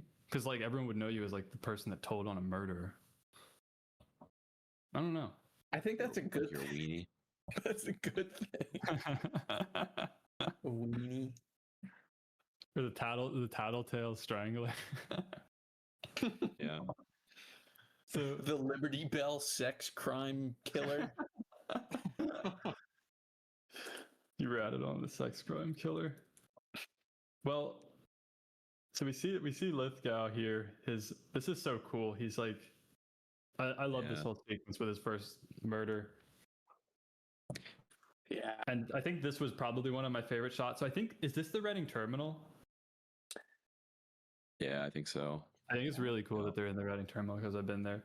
And I think I'm trying to get to it. This is like probably like one of my top few favorite shots in the movie. I think this is like, I mean, we're back to the intro. We're like getting more into like the dream. The movie's becoming more like a dream. It's the same point of view too, like of like a disembodied sort of eye going. So this is the shot Jamie has pulled up where it's like this dead fish taking up half the frame, and then the woman in the right. It's so good. Yeah. I think obviously it portends her death, but it's epic. She's sort of like, oh yeah. Huh? I thought you were going to say something, but no, we can. I was just saying that she's going to be sleeping with the fish. Yeah. That's true. Luca Brazzi. Oh, you see the red? Mm-hmm. Where the murder's about to happen. She walks out into the red too. This is wild. He just strangles her in like the middle of a street. Yeah, he's got that wristwatch that has so cool. The piano cable in it. Piano wire. Yeah, dude. It's brutal. What do you think about the symbolism of that? It's like a watch that faces inward. I don't know if it's anything other than just cool, but yeah, maybe it's like your time's up if the watch comes out. It's a very inconspicuous thing, but I think it's also ironic because, like, you know, he's got this weapon that's on his wrist at all times, and no one knows. No one's the wiser to it, but. The people that he kills and the way that he kills them are so like messy and conspicuous, which is I also am not an oxymoron. I think it's piano wire. It could be something else, but if it is piano wire, that is interesting because that's like something that generates sound, yet he's using it for not that purpose. Whoa, you're blowing my mind here. Yeah. It's also like what type of people like wear nice wristwatches, like businessmen, politicians, well-to-do guys, and then like hidden beneath that is like this killer. I love the Liberty billboard. I love that's great. Every day, Liberty Day Jubilee. What do you think the bell? Do you want to talk about the bell now and like Liberty Day in general? Or do you want to save that for the end? I've said it before, but I think the whole thing, I think it's all just like this fight that John Travolta's in to like preserve liberty. I think that's like why like Philadelphia is kind of the setting of the story here. And all of this is like callbacks to like all the Kennedy era and all that. Like, I don't know. I think the bell's also cracked too. Yeah. Which maybe is like points to that, like there's not. It's also some sort of sound. Yeah, the Liberty Bell. I think the sound is like There's a like the sound is like the things like I think it's like saying the big loud sounds are deceptions. The bell, the fireworks, these are things the masses pay attention to, but you have to listen very closely to hear what's really going on. I think is what it's like going we at. have all these liberty rituals, but no actual liberty because there's all these conspiracies going on, and John Lithgow's going around and just murdering people. And the other, this just dawned on me too, that the whole reason they're having this celebration is because it's, I guess, 100 years since the last time they actually rang the Liberty Bell. So, I mean, if we're equating liberty with the bell ringing and it hasn't been rung in 100 years, then... Yeah. Like downsliding. Yeah. The deafening of liberty. So we meet we meet Manny in person, I think, in this next scene, and he's just, I mean, he's really So gross. And everything's red.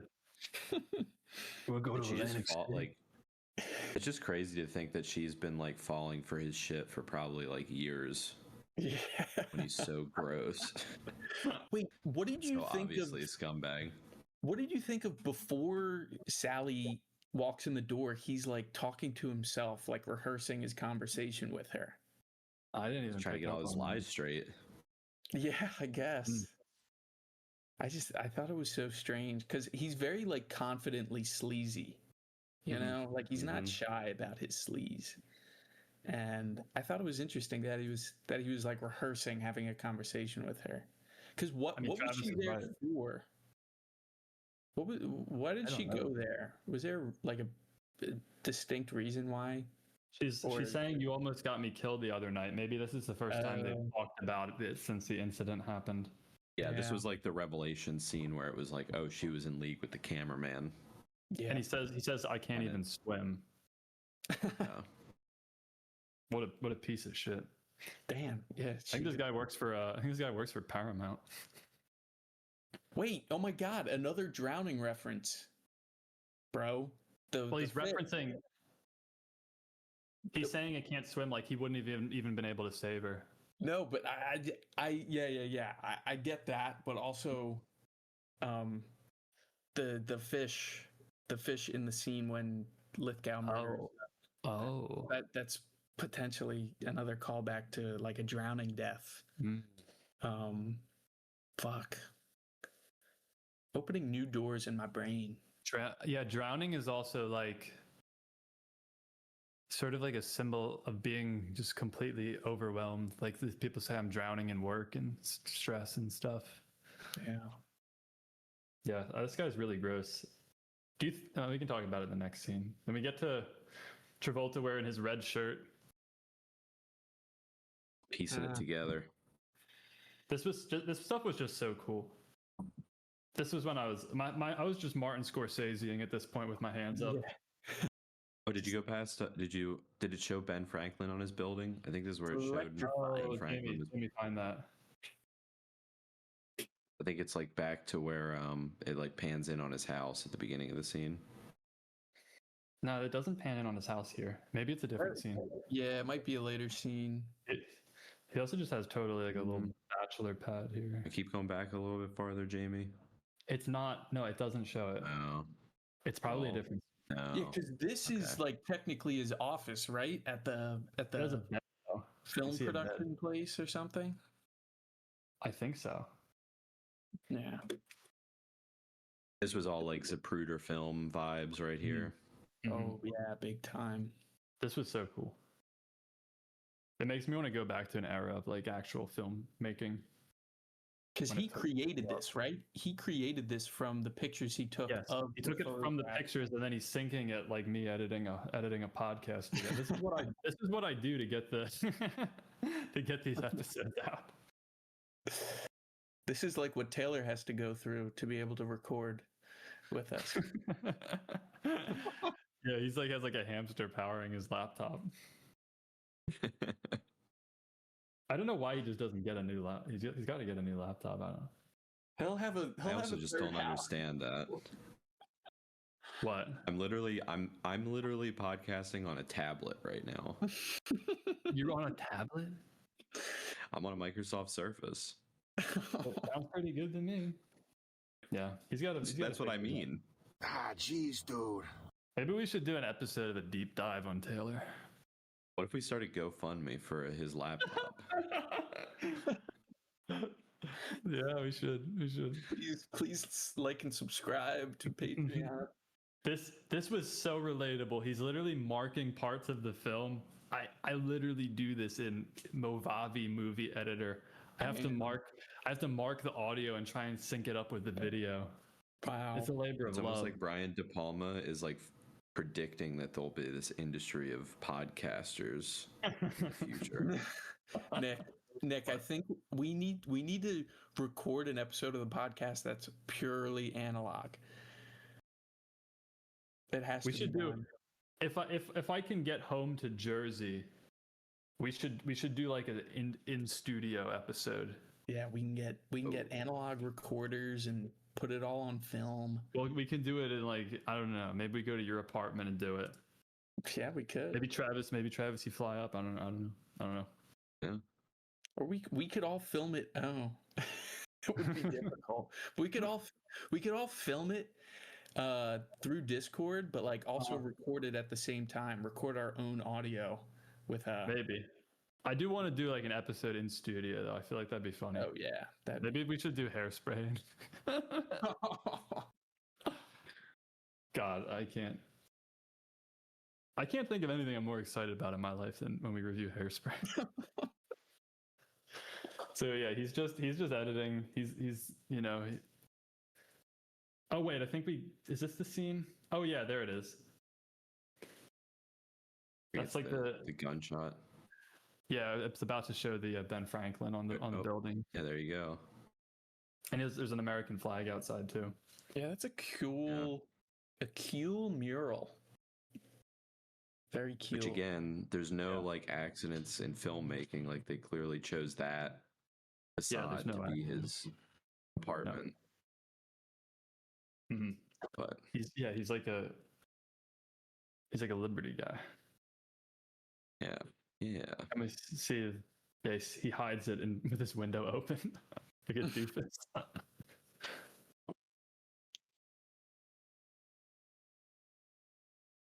He goes to this guy to bring in the film, but they call him like a rat. Yeah. I don't know if I have too much to say about this scene. No, I think we already kind of covered it. Mm-hmm. Conspiracy theories. What did you think about Lithgow in this scene? I don't know if I'm sure what he was. Well, wait. I'm sorry to interject, but I wanted to say about the scene prior when he's talking to the cop. I feel like he was probably what's the word I'm looking for? I mean, he was definitely a little disillusioned because he wasn't being taken seriously, but also in a way it's kind of a rejection of like his redemption from the cop getting killed, you know? Mm-hmm. And I think that kind of that changes his perception of like how he has to go about accomplishing what he's got to do. Because he doesn't really go to the police after this ever, right? No, yeah. He sort of tries to do it all by himself and fails. Mm-hmm. What do you think of? So there's this scene with Lithgow where he's talking, or is there anything more on that scene? No, that's all. So Lithgow talks to like his, I guess, colleagues, and it's saying like you were supposed to get pictures. What did you do? It seems like he's gone rogue, maybe. Somebody's driving the bus. Yeah. There's no guys in mahogany rooms planning this all out. It's just chaos. He's a crazy guy. No clothes. Yeah. I think so.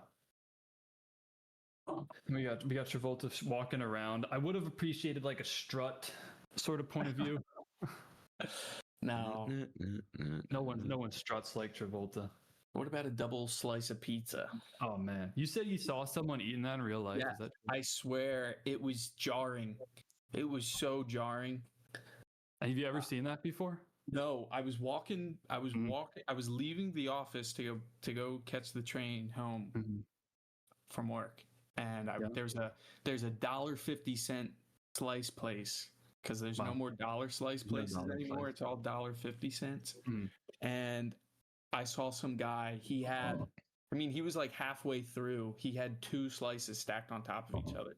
And it was like I distinctly saw 4 layers of crust and cheese all smushed together. Oh my God. It was That's jarring. quite the synchronicity though, right? You review it and then you see it. I know.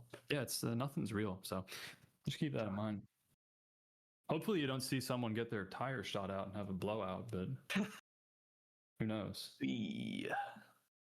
So he's like in the back of a bridal shop talking to Pops. He's trying to get the film. Oh yeah. This is also where he realizes that she's not who she seems. There's this guy again. Yeah, Lithgow's just he's going rogue. Like nobody's driving the bus. No, it's just I think the side tilted hat sort of implies that he's insane too. Yeah. Yeah. We get back to the scene in the theater. Yeah. Which is more screaming. Which again you think is just comedic relief, but it's not. Just sad watching this on hindsight. Yeah, this is one of those movies where like the second watch is like you pick up on a lot of stuff you didn't the first time. Yeah. And one thing that I thought was interesting here is like, the first time we see the scream or we see that audition, I guess, with the 3 girls on the couch screaming. And they're just screaming. Like nothing's happening to them. But here we're kind of progressing to like more violence because like he has the guy, like he tells him, all right, you pull her hair and she'll scream. So it's like we're moving closer and closer to what the actual what the end scream is going to be. Like we've moved from like simulation to like what is arguably just like snuff at the end. I think it says a lot about like what like people crave, like the real, and is that a good thing? Authenticity. Maybe not. The truth. And then this is where he realizes his stuff got stolen. Yeah. I do love in this scene how it's like he's like trying to find sounds to like prove things. And in this scene it's like completely quiet and the room's just spinning. Like there's no sound. The camera spinning is because normally chaos is like chaos is loud, but in this case, since he's trying to like get to the truth with sound, it's like just completely quiet while it's spinning around.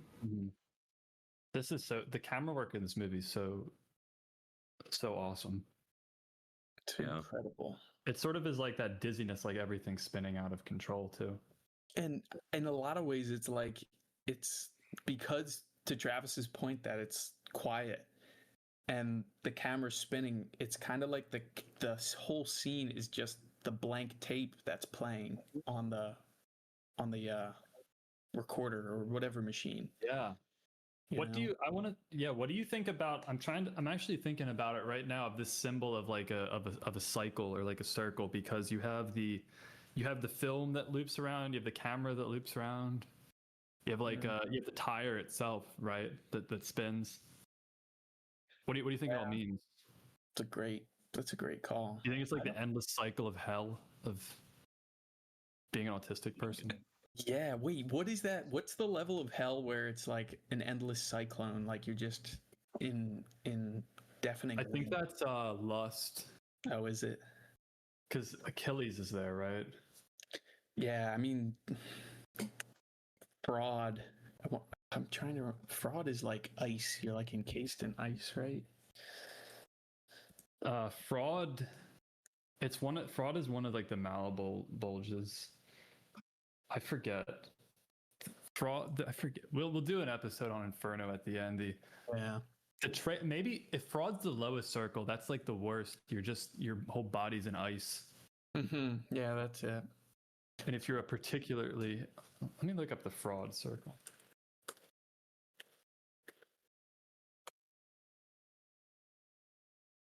Yeah, because if I'm remembering correctly, yeah, it's like fraud is like a tier. Oh, fraud is like the whole 8th circle. Yeah. And I think and then the mallet bulges are individual aspects of fraud. Mm. But the 2nd circle is an endless tempest of lust. So I don't know if I describe Travolta as particularly lustful here. No, not at all. It's so funny that we can talk about it more in the Inferno episodes, but it's just so funny that Dante is just like, yeah, you know Achilles? Yeah, he's in hell forever. Yeah. Yeah. Socrates is in hell. Yep. Everyone you've ever known is in hell or something. Poor guy. So Travolta, there's a lot of like blue and red. You know, this sort of looks like the Domino's menu.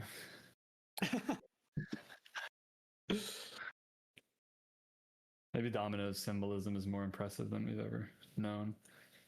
But yeah, somebody erased all his tapes. His place just looks like a mess. He's like torn it apart. Yeah, you really feel the desperation of Travolta at this point. Yeah. And then he meets the newscaster, right, that wants the tape. Mm-hmm. He's in like disbelief that this like last thread of hope is actually real. Mm-hmm. Starting to get very like down on the whole situation. Mm-hmm. This is like such an easy win, but he's like refusing to believe it. Mm-hmm. I know you complained about maybe some other things seeming contrived. What would you say about? I think it makes sense that you have a newscaster that'd be interested in like this scoop. But what do you think? Do you think it's forced, or do you think it's more natural? Yeah, I mean, I think it's a little bit of the same thing, but I think it is just kind of. It does seem like it might just be more like the director's style. Mm-hmm. Mm-hmm. Yeah, I think it is just a little of the flair. Because there's just, I mean, I guess in defense of it, like you don't really need a lot of fluff. Like you could have had another scene where like this reporter like realizes that this is a story or uncovers something, but it's just, I guess, not really necessary. Yeah, it's like, yeah. To the point Travis is making, I mean, the reporter says like, "Oh, I have my sources. I heard whatever," but it's like in Travolta's mind, it's like, who is he told other than the police? You know, the police and Sally. Like that's pretty much it. I kind of do get what Travis is saying though about like not, because I guess the trade-off is like, do you have a backstory that makes this more plausible, or do you just not? And I think it's a bit refreshing that it doesn't do that, because like everything nowadays is like, how can we get to 5 seasons of Stranger Things? There would be like a whole episode about this guy doing like investigation, and then it would like cliffhang when he's about to meet with Travolta. Like it's kind of refreshing that it's just like simple and fast. Oh yeah. And there'd be like ad breaks, and you'd be paying like $13 a month.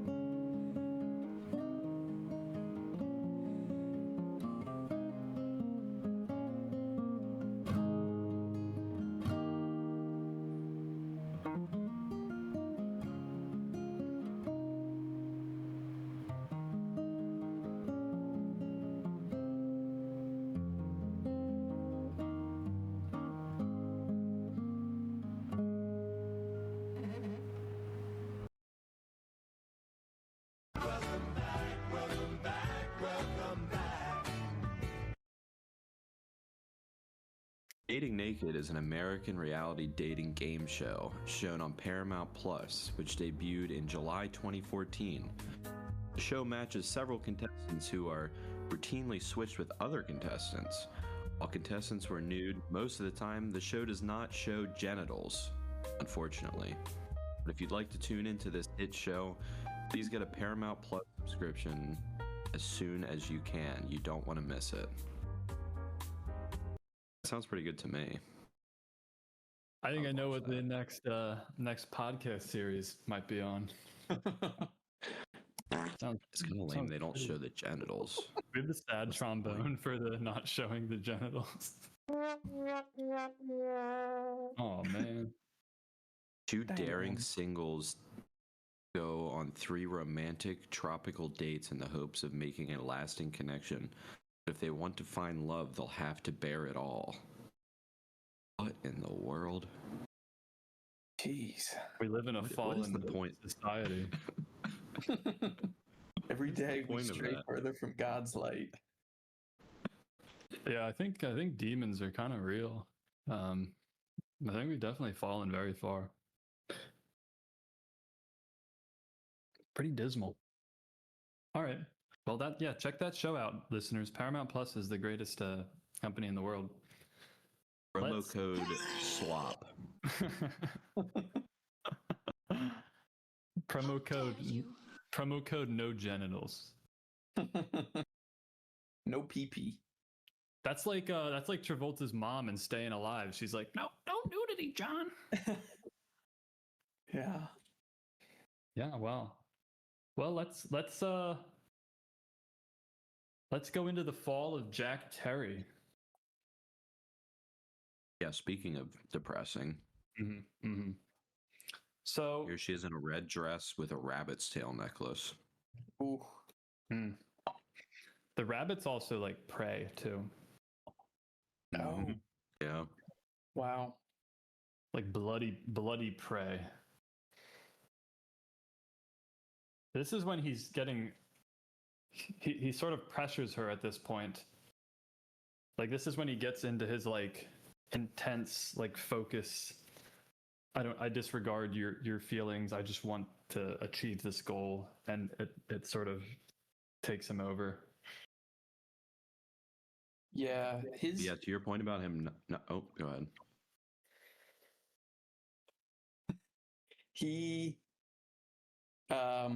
I really want to commend Travolta on his acting chops. Mm. Because I mean, I was sold on his performance. I thought he was really great in that the dramatic role, and also like kind of being like this forceful, maybe unknowingly manipulative guy. He reminds me a lot of have you seen the film Nightcrawler? Oh, yes. Like very similar character. Jake Gyllenhaal. Yeah, I think Jake Gyllenhaal, he's some type of reporter. But he's just so committed to his craft that he doesn't care about anything else. He couldn't care less if the person that he's filming ends up getting their head chopped. Yeah, Travolta's more like a subtler version, or maybe less intense version of that, but they are very similar. They both are like out at night and like trying to get like the scoop or like the big news break. The big story. It's just very cold. Your point about him not the point about him not like really growing at all. Maybe this is like the seeds of his failures, like when he did the whole Wire thing with the dirty cops. Like he didn't really think about the human aspect of it, and he's really not thinking about the human aspect of it here again. No, this is like the ditziest person ever, and maybe we can talk about this more once she actually does the Wire thing. But it was so frustrating because she's the ditziest person, and he sends her alone and doesn't account for the fact that she could be manipulated. He also doesn't even know about the existence of Lithgow too. True. It's like there's just someone more like Spurgy than him out there that he doesn't even know about. Yeah, we get Manny here. They argue. I don't know if I have that. Don't be such a dope, huh? This is when he famously says we should go to Atlantic City and tries to force himself on her. Over to Atlantic City, maybe, huh? Yeah, she doesn't like Atlantic City. This was back. What's crazy is she probably used to fall for this shit. He's kind of taking it as a given that she's just gonna like have sex with him here. Do you think this shows growth on her character? Like, what do you make of this? I think so, a little, yeah. I'd go a little, yeah.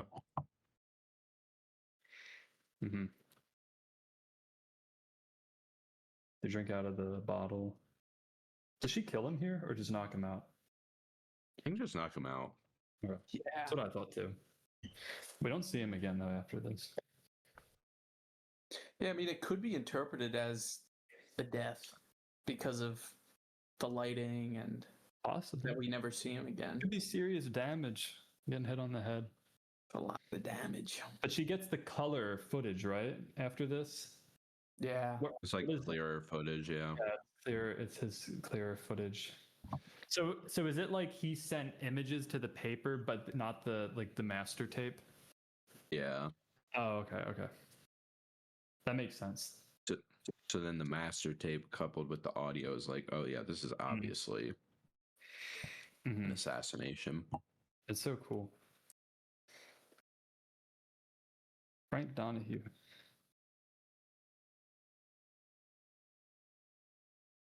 What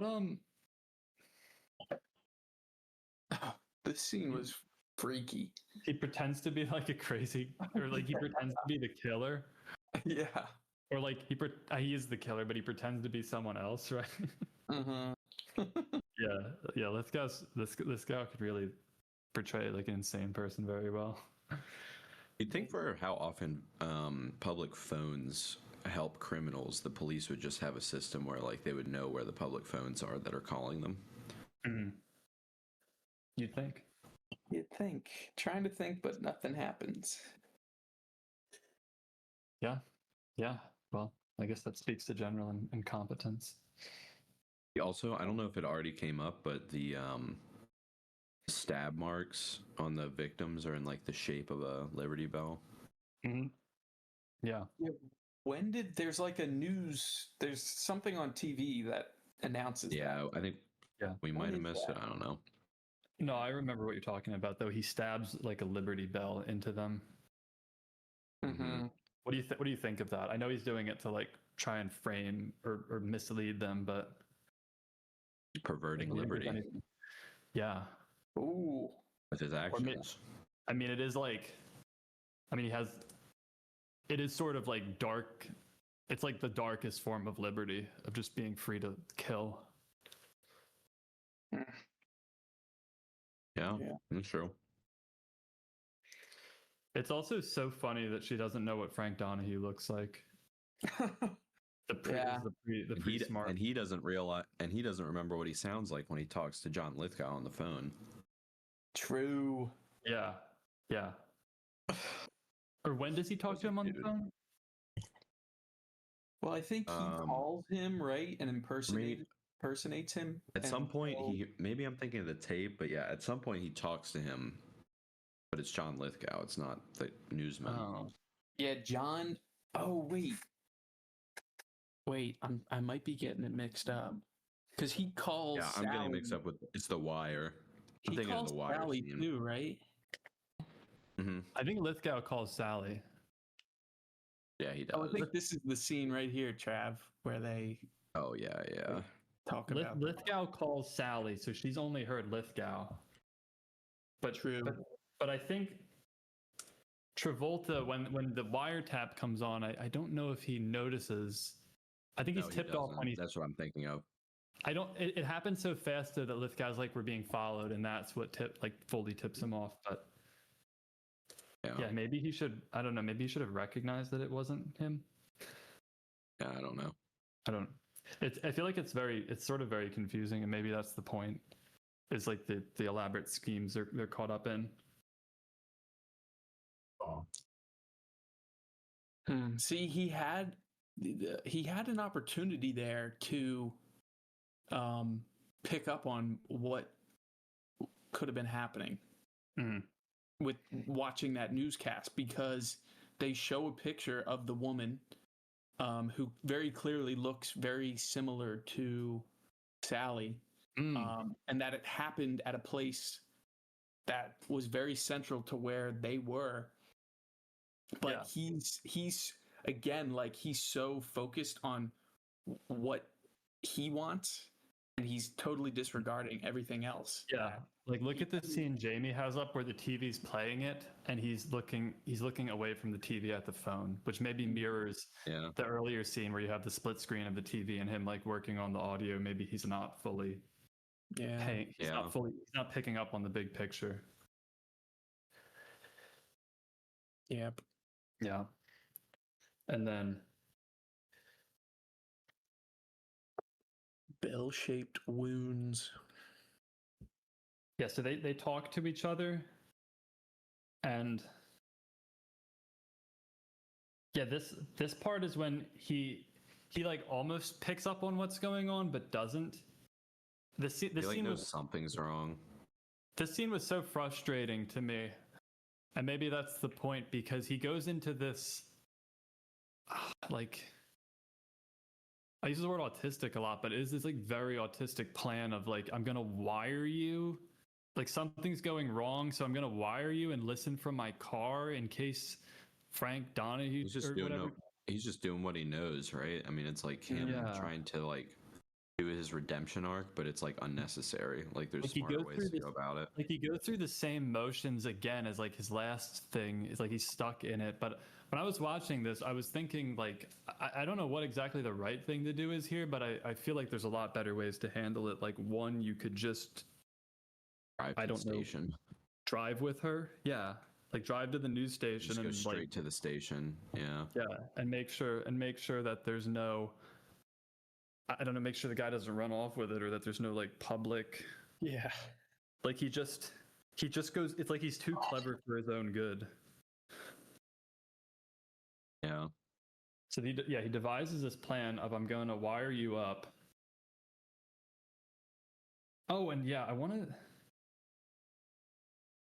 Yeah, it's creepy to think that Lithgow is in the basement of his building, like, right now. Mm-hmm. That is unsettling. Yeah. For sure. And then, I guess we're getting into the final sequence. Oh, no, we get into this one murder, right? Where I don't know if there's much to say. It's just cool seeing him with like it's like evil, but it is kind of cool. This like watch with like the wire in it. Dude, yeah. Just this scene mirrors Travolta. It says, I love liberty. Yeah. Just so perverse. What do you think? It's kind of unclear. What are Lithgow's actual motives? Just like, I don't know. Do you think he's like some sort of political radical?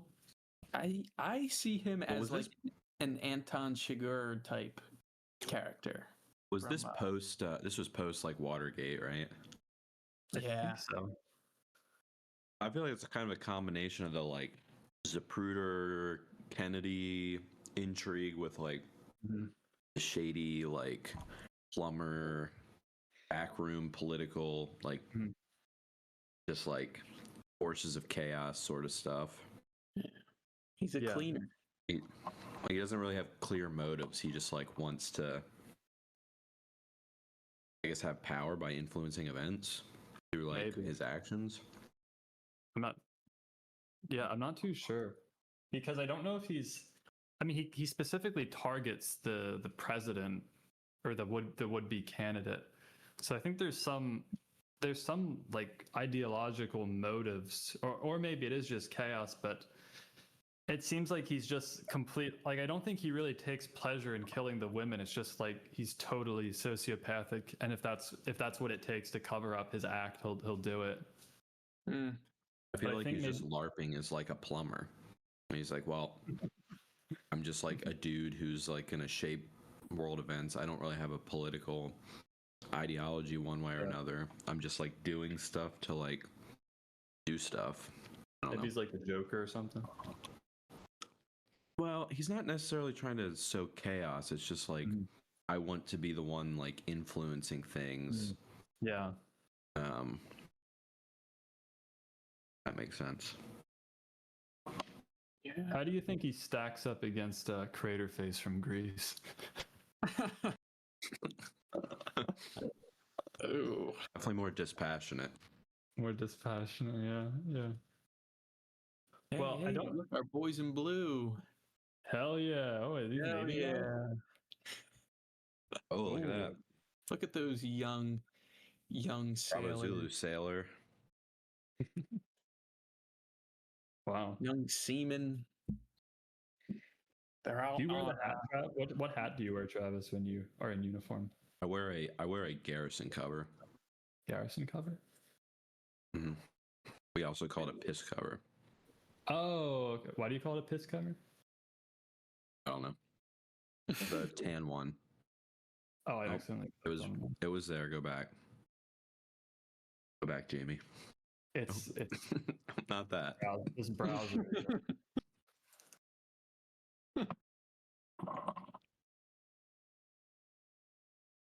The that brown one all the way on the left, or the tan one, yeah. That's what I wear. It's kind of cool.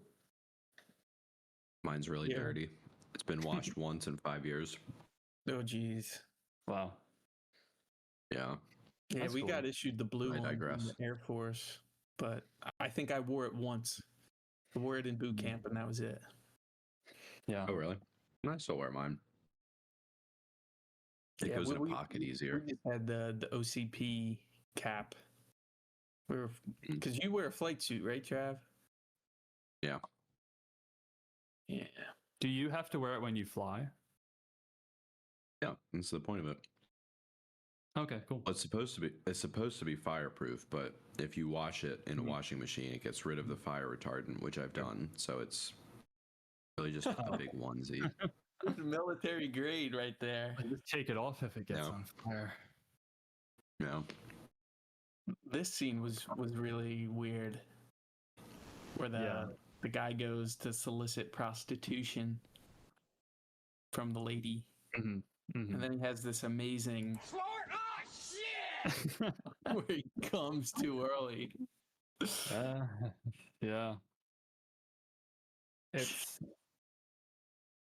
I don't know if I have too much to say on this other than it's sort of the contrast of the like the passion and dirtiness and roughness versus just the sterile like sociopathy of Lithgow. Yeah. It is really freaky to think, like, I mean, I've been in this station so many times, like I've been those benches. I've sat on those benches. I think I've been in those bathrooms right there. Yeah. It's crazy.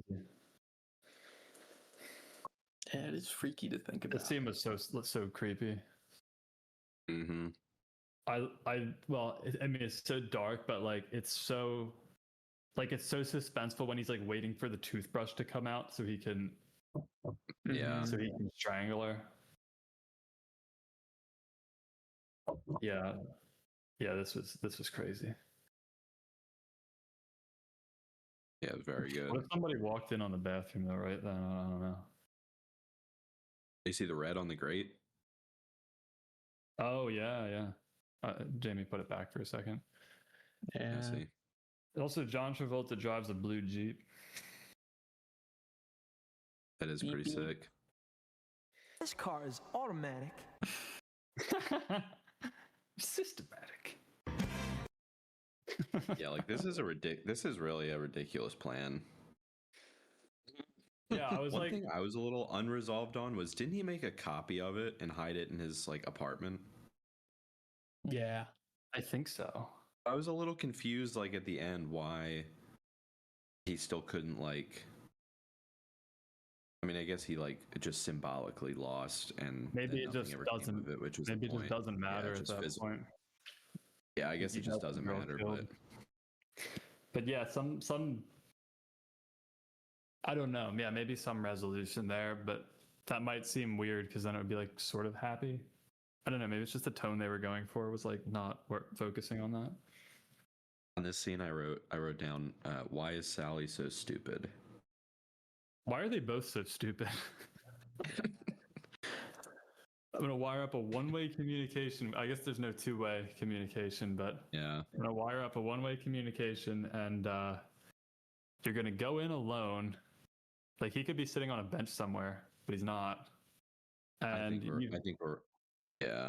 I think we kind of like were right about it earlier, where it's like he's on this. He thinks he's on a redemption arc when he's like, but he's focusing on the wrong things, and he isn't taking into account the human aspects of it, which is what he needs to do to really like win here. And Sally doesn't even take in her own advice, because she's like talking about how everyone needs to wear a mask and how everyone's always wearing a mask. She doesn't realize it's what's the Plinkett drop where he's like, that's a different guy. That'd be a good one to have. There was a quote she said, I think around this time, where she says, the only real trouble I ever got into was when I was too careful. Maybe that's sort of like talking about this whole thing, like this very thoughtful plot that goes. Maybe it's like we got to be like the message is to be more intuitive, like listen to your gut more. What do you think? Yeah, I think so. Mm-hmm. So he gets tipped off. He runs in. And it's, again, as we said, he sort of, at this point, it's crazy that he doesn't like try and wave down a police officer or something. Yeah. But he doesn't. He's just fully listening with his little earbud in. And it's like, it's almost like too overwhelming, all the sound, and he has to listen into on little details to understand. I thought it was pretty cool how he picks up on the sound of the like the turnstile and then knows to go there. Yeah, like he throws back to the first. He has to rely on his expertise of sound to track him down, which I think is like a very good setup by De Palma. Mm-hmm. If he's the one that should get credit for it. Probably. So he's running with his little earbud in. Yeah, Sally is the dumbest. It's almost difficult to feel bad for her at how dumb she is. Well, yeah, isn't she talking about? She's talking about how unsafe the subways are. Like while she's walking with him. Just couldn't be more ironic. This guy's just putting on the gloves. Yeah. I think I saw Black Bottle Dave here once. God.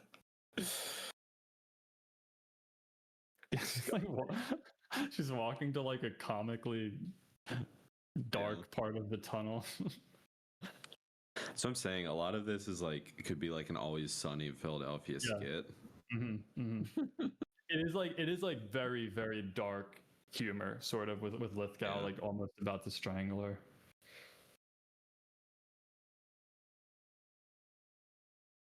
And then Travolta's running, and interestingly, the sound of the window blocks out the sound. They're taking a train to the Ben Franklin Bridge. So I feel like this, if your issue with the movie was the wire, I think this scene of him like this sequence where he gets to like try and chases them down is maybe my like biggest like peeve of the movie, because everything in the movie felt so grounded up to this point. And then it was a little extra. It felt a little over the top with him driving through crowds. Well, just him driving through City Hall was crazy. I almost wonder if he got pressure to like make it feel a little bit like an action movie at the end here. You know what I thought? You know what I thought of was the movie Jingle All the Way at the end, where they're having the the big fight in the parade. And like this, where they're like, there's all the chaos going on during the parade, and they're flying around. I felt it was just a little over the top and unnecessary. And but I mean, symbolically, it does go back to what we were talking about earlier about like the everybody being obsessed with the pageantry. I mean, there's like a giant Liberty Bell float. Yeah. Meanwhile, I think this guy like running around trying to like save everyone, but like nobody's paying attention. Yeah. I think no, I mean I think it's well shot, but I just think it's kind of crazy. I don't know how this I agree. Definitely could have done without the horse tripping and falling. I was just like waiting for like City Hall. I was waiting for like Arnold Schwarzenegger and Sinbad to come down and stop him. I think it also may have aged a little poorly given like the number of like truck attacks in Europe, Christmas parades. I was thinking the same thing. Yeah, it aged a little poorly. Yeah, definitely in poor taste. He crashes into a window here that says, "Give me liberty or give me death."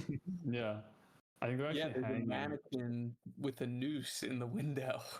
Yeah. It is sort of, I guess, is it that like he has a blowout? Is that what happened to his car? I think he just swerves. He just swerves. I mean, I guess it's like the same.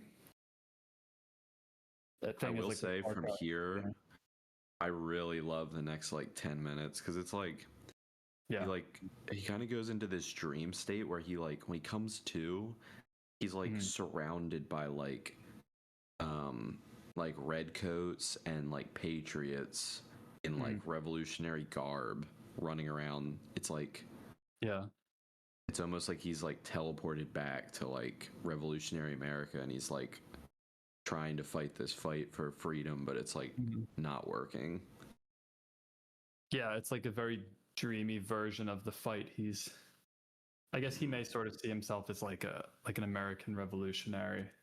It's like this. Yeah, I do like it too a lot. It's just it's very dreamy. But I think in the current political climate, they would like drag this guy out of his car and beat him to death for driving. He just drove through like a Liberty Day parade, bud. Just you're done. And it is funny that he doesn't go to jail at the end. It's just like whatever. Yeah. I had to try. I had to do what I had to do. It was reckless driving. Ed Kennedy got to go 2 months probation or whatever. Yeah. They also do say that like he wasn't there at the end. So I don't know what to make of that because they say she killed John Lithgow in the end. Yeah. So it's like, did he flee the scene, or maybe they knew he did it and just that's why he didn't go to jail because they just wanted to wrap it up nicely and not ever mention Travolta's involvement in any of this. I don't know. I do kind of like how they don't really get into the post. Like, it doesn't really matter. Ultimately, it's like the message is like he fails. Yes, that's the important part. The world part. we live in is like dark and ugly. And even if they did uncover this guy, Lithgow's like one guy. Yeah. Like there's so much more corruption to uncover. Sally just figures it out in this scene. Like that's tragic. This is like a great example of how not to like trust men as a woman. Yeah. You shouldn't go into dark, weird places alone with them. Why don't you just start screaming? There's like people everywhere. Yeah. Well, they probably couldn't even hear her over the sound. And I guess everyone's focused on the sound of the fireworks and the bell, but but it sort of drowns out the real darkness. The fight. Yeah. Though he is like strangling in front of a whole bunch of people. We used to go to the Constitution Center for field trips. I remember we went there one. Flag in the background. Yeah. The American flag, a symbol of it's like red and blue. Isn't that where D-Lav took that infamous picture? No, he took it on Tampa. Oh, that was in Tampa. It has a big building on the campus. Yeah. Ooh. I love the shot of John Travolta here in a second with the flag in the background, like killing John Lithgow. Yeah. Mm-hmm. It's also, this is where we get the real scream. Mm-hmm. Yeah. But it's not a, yeah, he's just running. Usually an older, like kind of goofy movie like this wouldn't really emotionally affect me at all, but this scene here where he's like running, I was like, damn, that's pretty sad. It's also just, it really contrasts his desperation and isolation with everybody else just going about their way. Yeah. Very, very prescient movie. Yeah, so he sees Lithgow, and this mirrors the opening shot of the movie, right, with the knife stabbing someone from behind, but now it's inverted. It's like Travolta. He kills him with his own. I love this right here. Yeah. Do you think he stabs a Liberty pattern? Great. Do you think he's? Yes. I don't think so. Do you think he's just going for it? No. Yeah, this was awesome. Yeah, this scene was long too. Like it focuses on his face for a while after, which focuses. I kind of thought Sally was going to survive. Me too. I was kind of surprised she died. Happy resolution. That's what I mean. I want to watch more of De Palma's films because I'm wondering if there's a through line exploring failed redemption or descent into your worst traits, because that's really what Scarface is. It's like a man just totally consumed by greed and power, and he doesn't ever learn his lesson and dies horribly. Yeah. What about this scene? Is there anything other than just it visually looks cool, Travis, or like do you think there's any deeper meaning? No, I mean I think with like the background, it's like he's trying to fight for liberty and what's right here, but he fails. It's also that shows the red of the flag too, like the blood. Yeah. It is really sad. I don't know. I just find Travolta, like, I just find him so compelling in like all these movies. Like I don't know if he has like the range of like a master like Daniel Day-Lewis or something, but I always believe it. Yeah. I don't know. Yeah, he sold it. And this one, he's a very emotive face with like how big his like mouth and nose are. Double filtrum. You can't. Yeah. I think, Travis, we've maybe talked about this a while ago, but a lot of actors have big heads. Yeah. So they can show they're like striking features. Yeah. He's very striking. Like his mouth is huge. He looks like the mouth of he's like the mouth of Sauron. Yeah, he has a big mouth, a very distinct chin dimple. His eyebrows are very dark, and he has the J.D. Vance eyes. Like everything is very pronounced in his face. Yeah, here I thought she was just gonna wake up. Oh, this scene was very sad. It's the juxtaposition of like something that should be happy with just the worst thing ever. Yeah. Yeah, this was I almost wonder if they were unsure in the ending, like which way they were going to go with it. Mm-hmm. You could very easily have this movie have a happy ending, but I think the snow. I don't think it would make sense. I don't think it would make sense. You're such what? He's such a doomer now. Yeah, he's a doomer now. He's sitting in the snow. But what I was going to say is I don't think you can have a happy ending if maybe you rewrite the movie, but I think once he sends her in alone with the wiretap and fails to consider the human emotion, I think he's failed at that point. So you'd have to, it would be so dissatisfying if he did that and then got there just in the nick of time at the end. I think you'd have to rewrite it differently. And I don't know if it would be a better movie that way. I think I like the dark. I think the movie's subject matter is so dark and like I don't think it should have a happy ending. I think this is because Dante and I, you weren't on the episode of Urban Cowboy, but that movie was like very, very dark, and then it had a very happy ending, and we were all dissatisfied. Mm-hmm. Yeah. So I think this is the right ending. I think it's a great ending. I think they stuck the landing very well. I think this movie's like basically, to me, basically perfect aside from the goofy car chase. Yeah. But even that is like, it's like whatever. So yeah, he's a doomer. He's in the snow watching his little recording, and he listens to it back. What do you think about this? That he sort of tortures himself with it. I think it's the callback to before, how he was kind of punishing himself by staying away from anything real, just working on the thriller slasher movie, whatever it is. Yeah, punishing himself for sure. I wonder if do you think Nick that he realized? Do you think he's thinking through and trying to understand it still, or do you think he realizes that it was him not considering the human side of the fight that made him lose again? Do you think he realizes it, or do you think he's still trying to like figure it out? Because he is still listening to the recording on loop. I think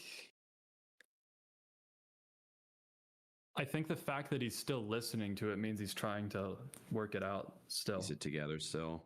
And I don't know if I think at the end of the movie he's in like hell or purgatory, where and it's also like, it's funny to compare this to Grease, but in Grease they both escaped their purgatory because they grew from each other, but now he has no one, like he's like completely failed to integrate the anima. He has no friends, no companionship, no one to tell him or to even talk about it with. He may just listen to this forever without truly understand. He may be incapable of understanding his faults. I think that's what makes this so tragic. I think you're right about him being in purgatory, because it just ends with him right back where he started. So I think you're right. I don't think he does realize it. Yeah, and there's no resolution, right, to the cover up even. Like is that even acknowledged? That that he actually Libertyville Strangler carries out what he had set out to do the whole time, which was to prove that it was an assassination. Yeah, I think like Travis said, it doesn't matter. He's lost the girl, and effectively in doing that, his soul is lost. Mm-hmm. Like you can't. That's what I was saying with Urban Cowboy. Like this is the proper ending of Urban Cowboy. Like you can't make the same mistake twice and have a happy ending. Mm-hmm. Like if you get a second chance and you blow it, that's it. Even in life, that's generally how it works. You can never mess up a second chance. Bingo. And yeah, he's in hell. And I also, this is going to get very esoteric right now. I'm looking at this Liberty Bell Strangler, and my esoteric eyes are kind of seeing it like the bell is a woman's dress, and they're strangling the bell. Oh wow. Yeah. It sort of reminds me of that shape.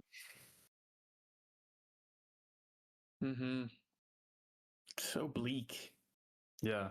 And they say she killed Lithgow, which I think I spoke about before. I don't know if that's their covering up or if he just fled the scene. It almost doesn't. I mean, we talked about it before, but it almost doesn't matter. Everything's a mess. Governor McRyan's death continues to send shock throughout the nation. Yeah, and he's all sweaty here and sad.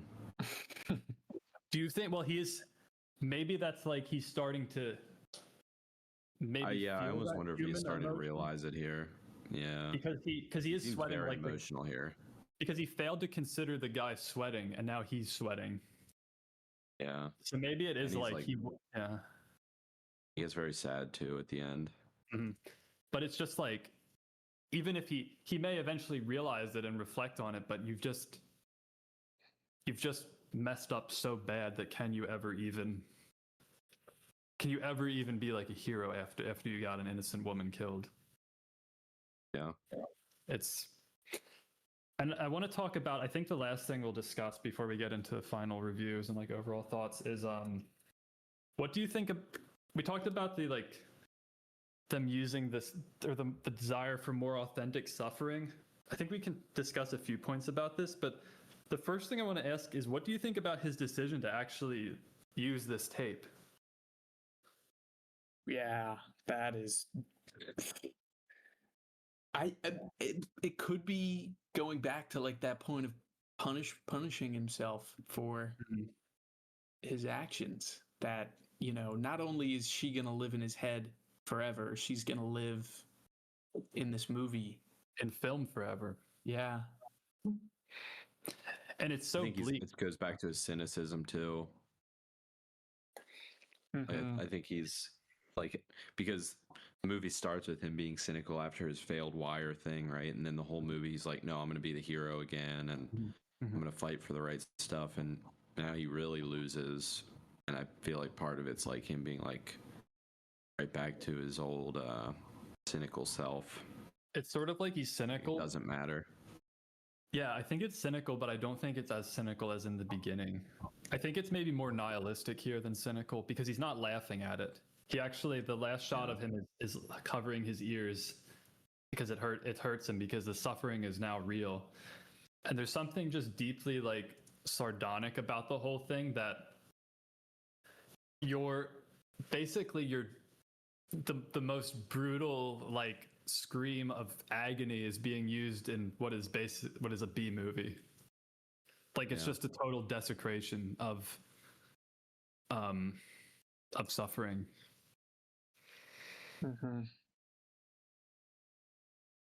Yeah, it was like a gut punch. And it just makes you I think it definitely makes you think about how you view film, because in the earlier, like what we, or just how disconnected film is from reality. I feel like this movie sort of, it really punches through like the simulation and makes you think about what you're watching, because in the beginning of the movie, you're watching the girls scream before they're getting murdered and laughing about it. But in the end, it's like the most serious thing ever. Yeah.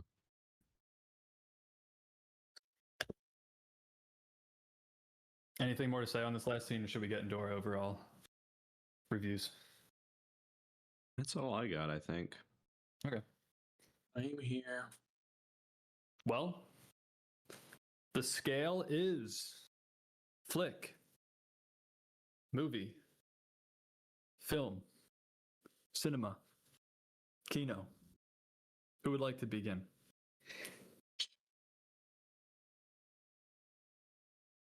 Should I? I can go first. I think I went first last time, though. Maybe you go first. Well, maybe it's blaringly obvious. I don't know, but I'm giving this a big capital K for Kino. Could you say that? Wait 1 second. I want to drop one. A big capital K for Kino, baby. Oh!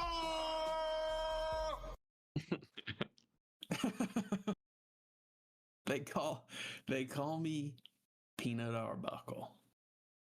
All right, we can get into more of any of our final thoughts after it, but let's just get everyone's thoughts. Travis, what would you say? You know, me, I think there's definitely flaws. Well, they're not even big flaws. I think there's a few things we commented on, but I think they're minor. I don't think anything's perfect, so I'd maybe not say it's the top tier of Kino, but yeah, I think this movie's Kino, I gotta say. Yeah, I agree. I think it's like medium Kino, because there are, like I said, there are a couple things I felt were like a little beyond the pale or a little shoehorned, but overall it was good. Overall I think it lands the message, and just was all the cinematography and stuff was really, really great, and the performances I think were pretty solid, and definitely a very relevant movie in today's political climate. A good test for me is always I usually watch a movie like at night, right? And then a good test for me is if I'm still thinking about it the next day. That usually means for me it was pretty good. And I found myself this morning. Hannah and I were out driving a little bit, and I found myself thinking about it. So for me, that's usually a pretty good indicator that it was pretty solid. All right. Any final thoughts, or is that a wrap? I mean, I want to say, way to go, Monero, if you know what I'm saying. Bobo. Yeah, I mean, he killed it. Frankly, I feel like in the past couple movies that we've been watching, Travolta, you probably could have swapped him out with a similar figured feller, and it would have accomplished the same thing in the movies. But I can't picture anyone other than Travolta in this role, and because of that, he's really blown me away. He's blown me out. He's Newtoned my John. It's a blowout. Yeah, very well done. Way to go, Monero. Yeah, but shocked that I haven't heard of this movie before this. Well, now you have a very niche Kino recommendation for your friends. Stick it in. Whenever people are talking about Pulp Fiction, I'm more of a Blowout man. Yeah. Oh wait, how have we not hit this drop before? You blew it. You blew it. We should have hit that when they crashed the car, but damn, I blew it. You blew it. Yeah, you did blow it. I guess you had a blowout by not doing that. All right. Way to go, Monero. 3 Kinos all around. I have a feeling Taylor would have said it was Kino too. And my Uncle Fred would say it's Kino. Very impressive, Travolta. Very impressive. Well, I think that's it, right? Yes, sir. Release the Epstein files. Release the Epstein files. All right, listeners. Well, thanks. Remember to smash that like and subscribe button and subscribe to our Patreon. I'm not sure yet what the next episode will be, but it'll be something good for you. Thanks.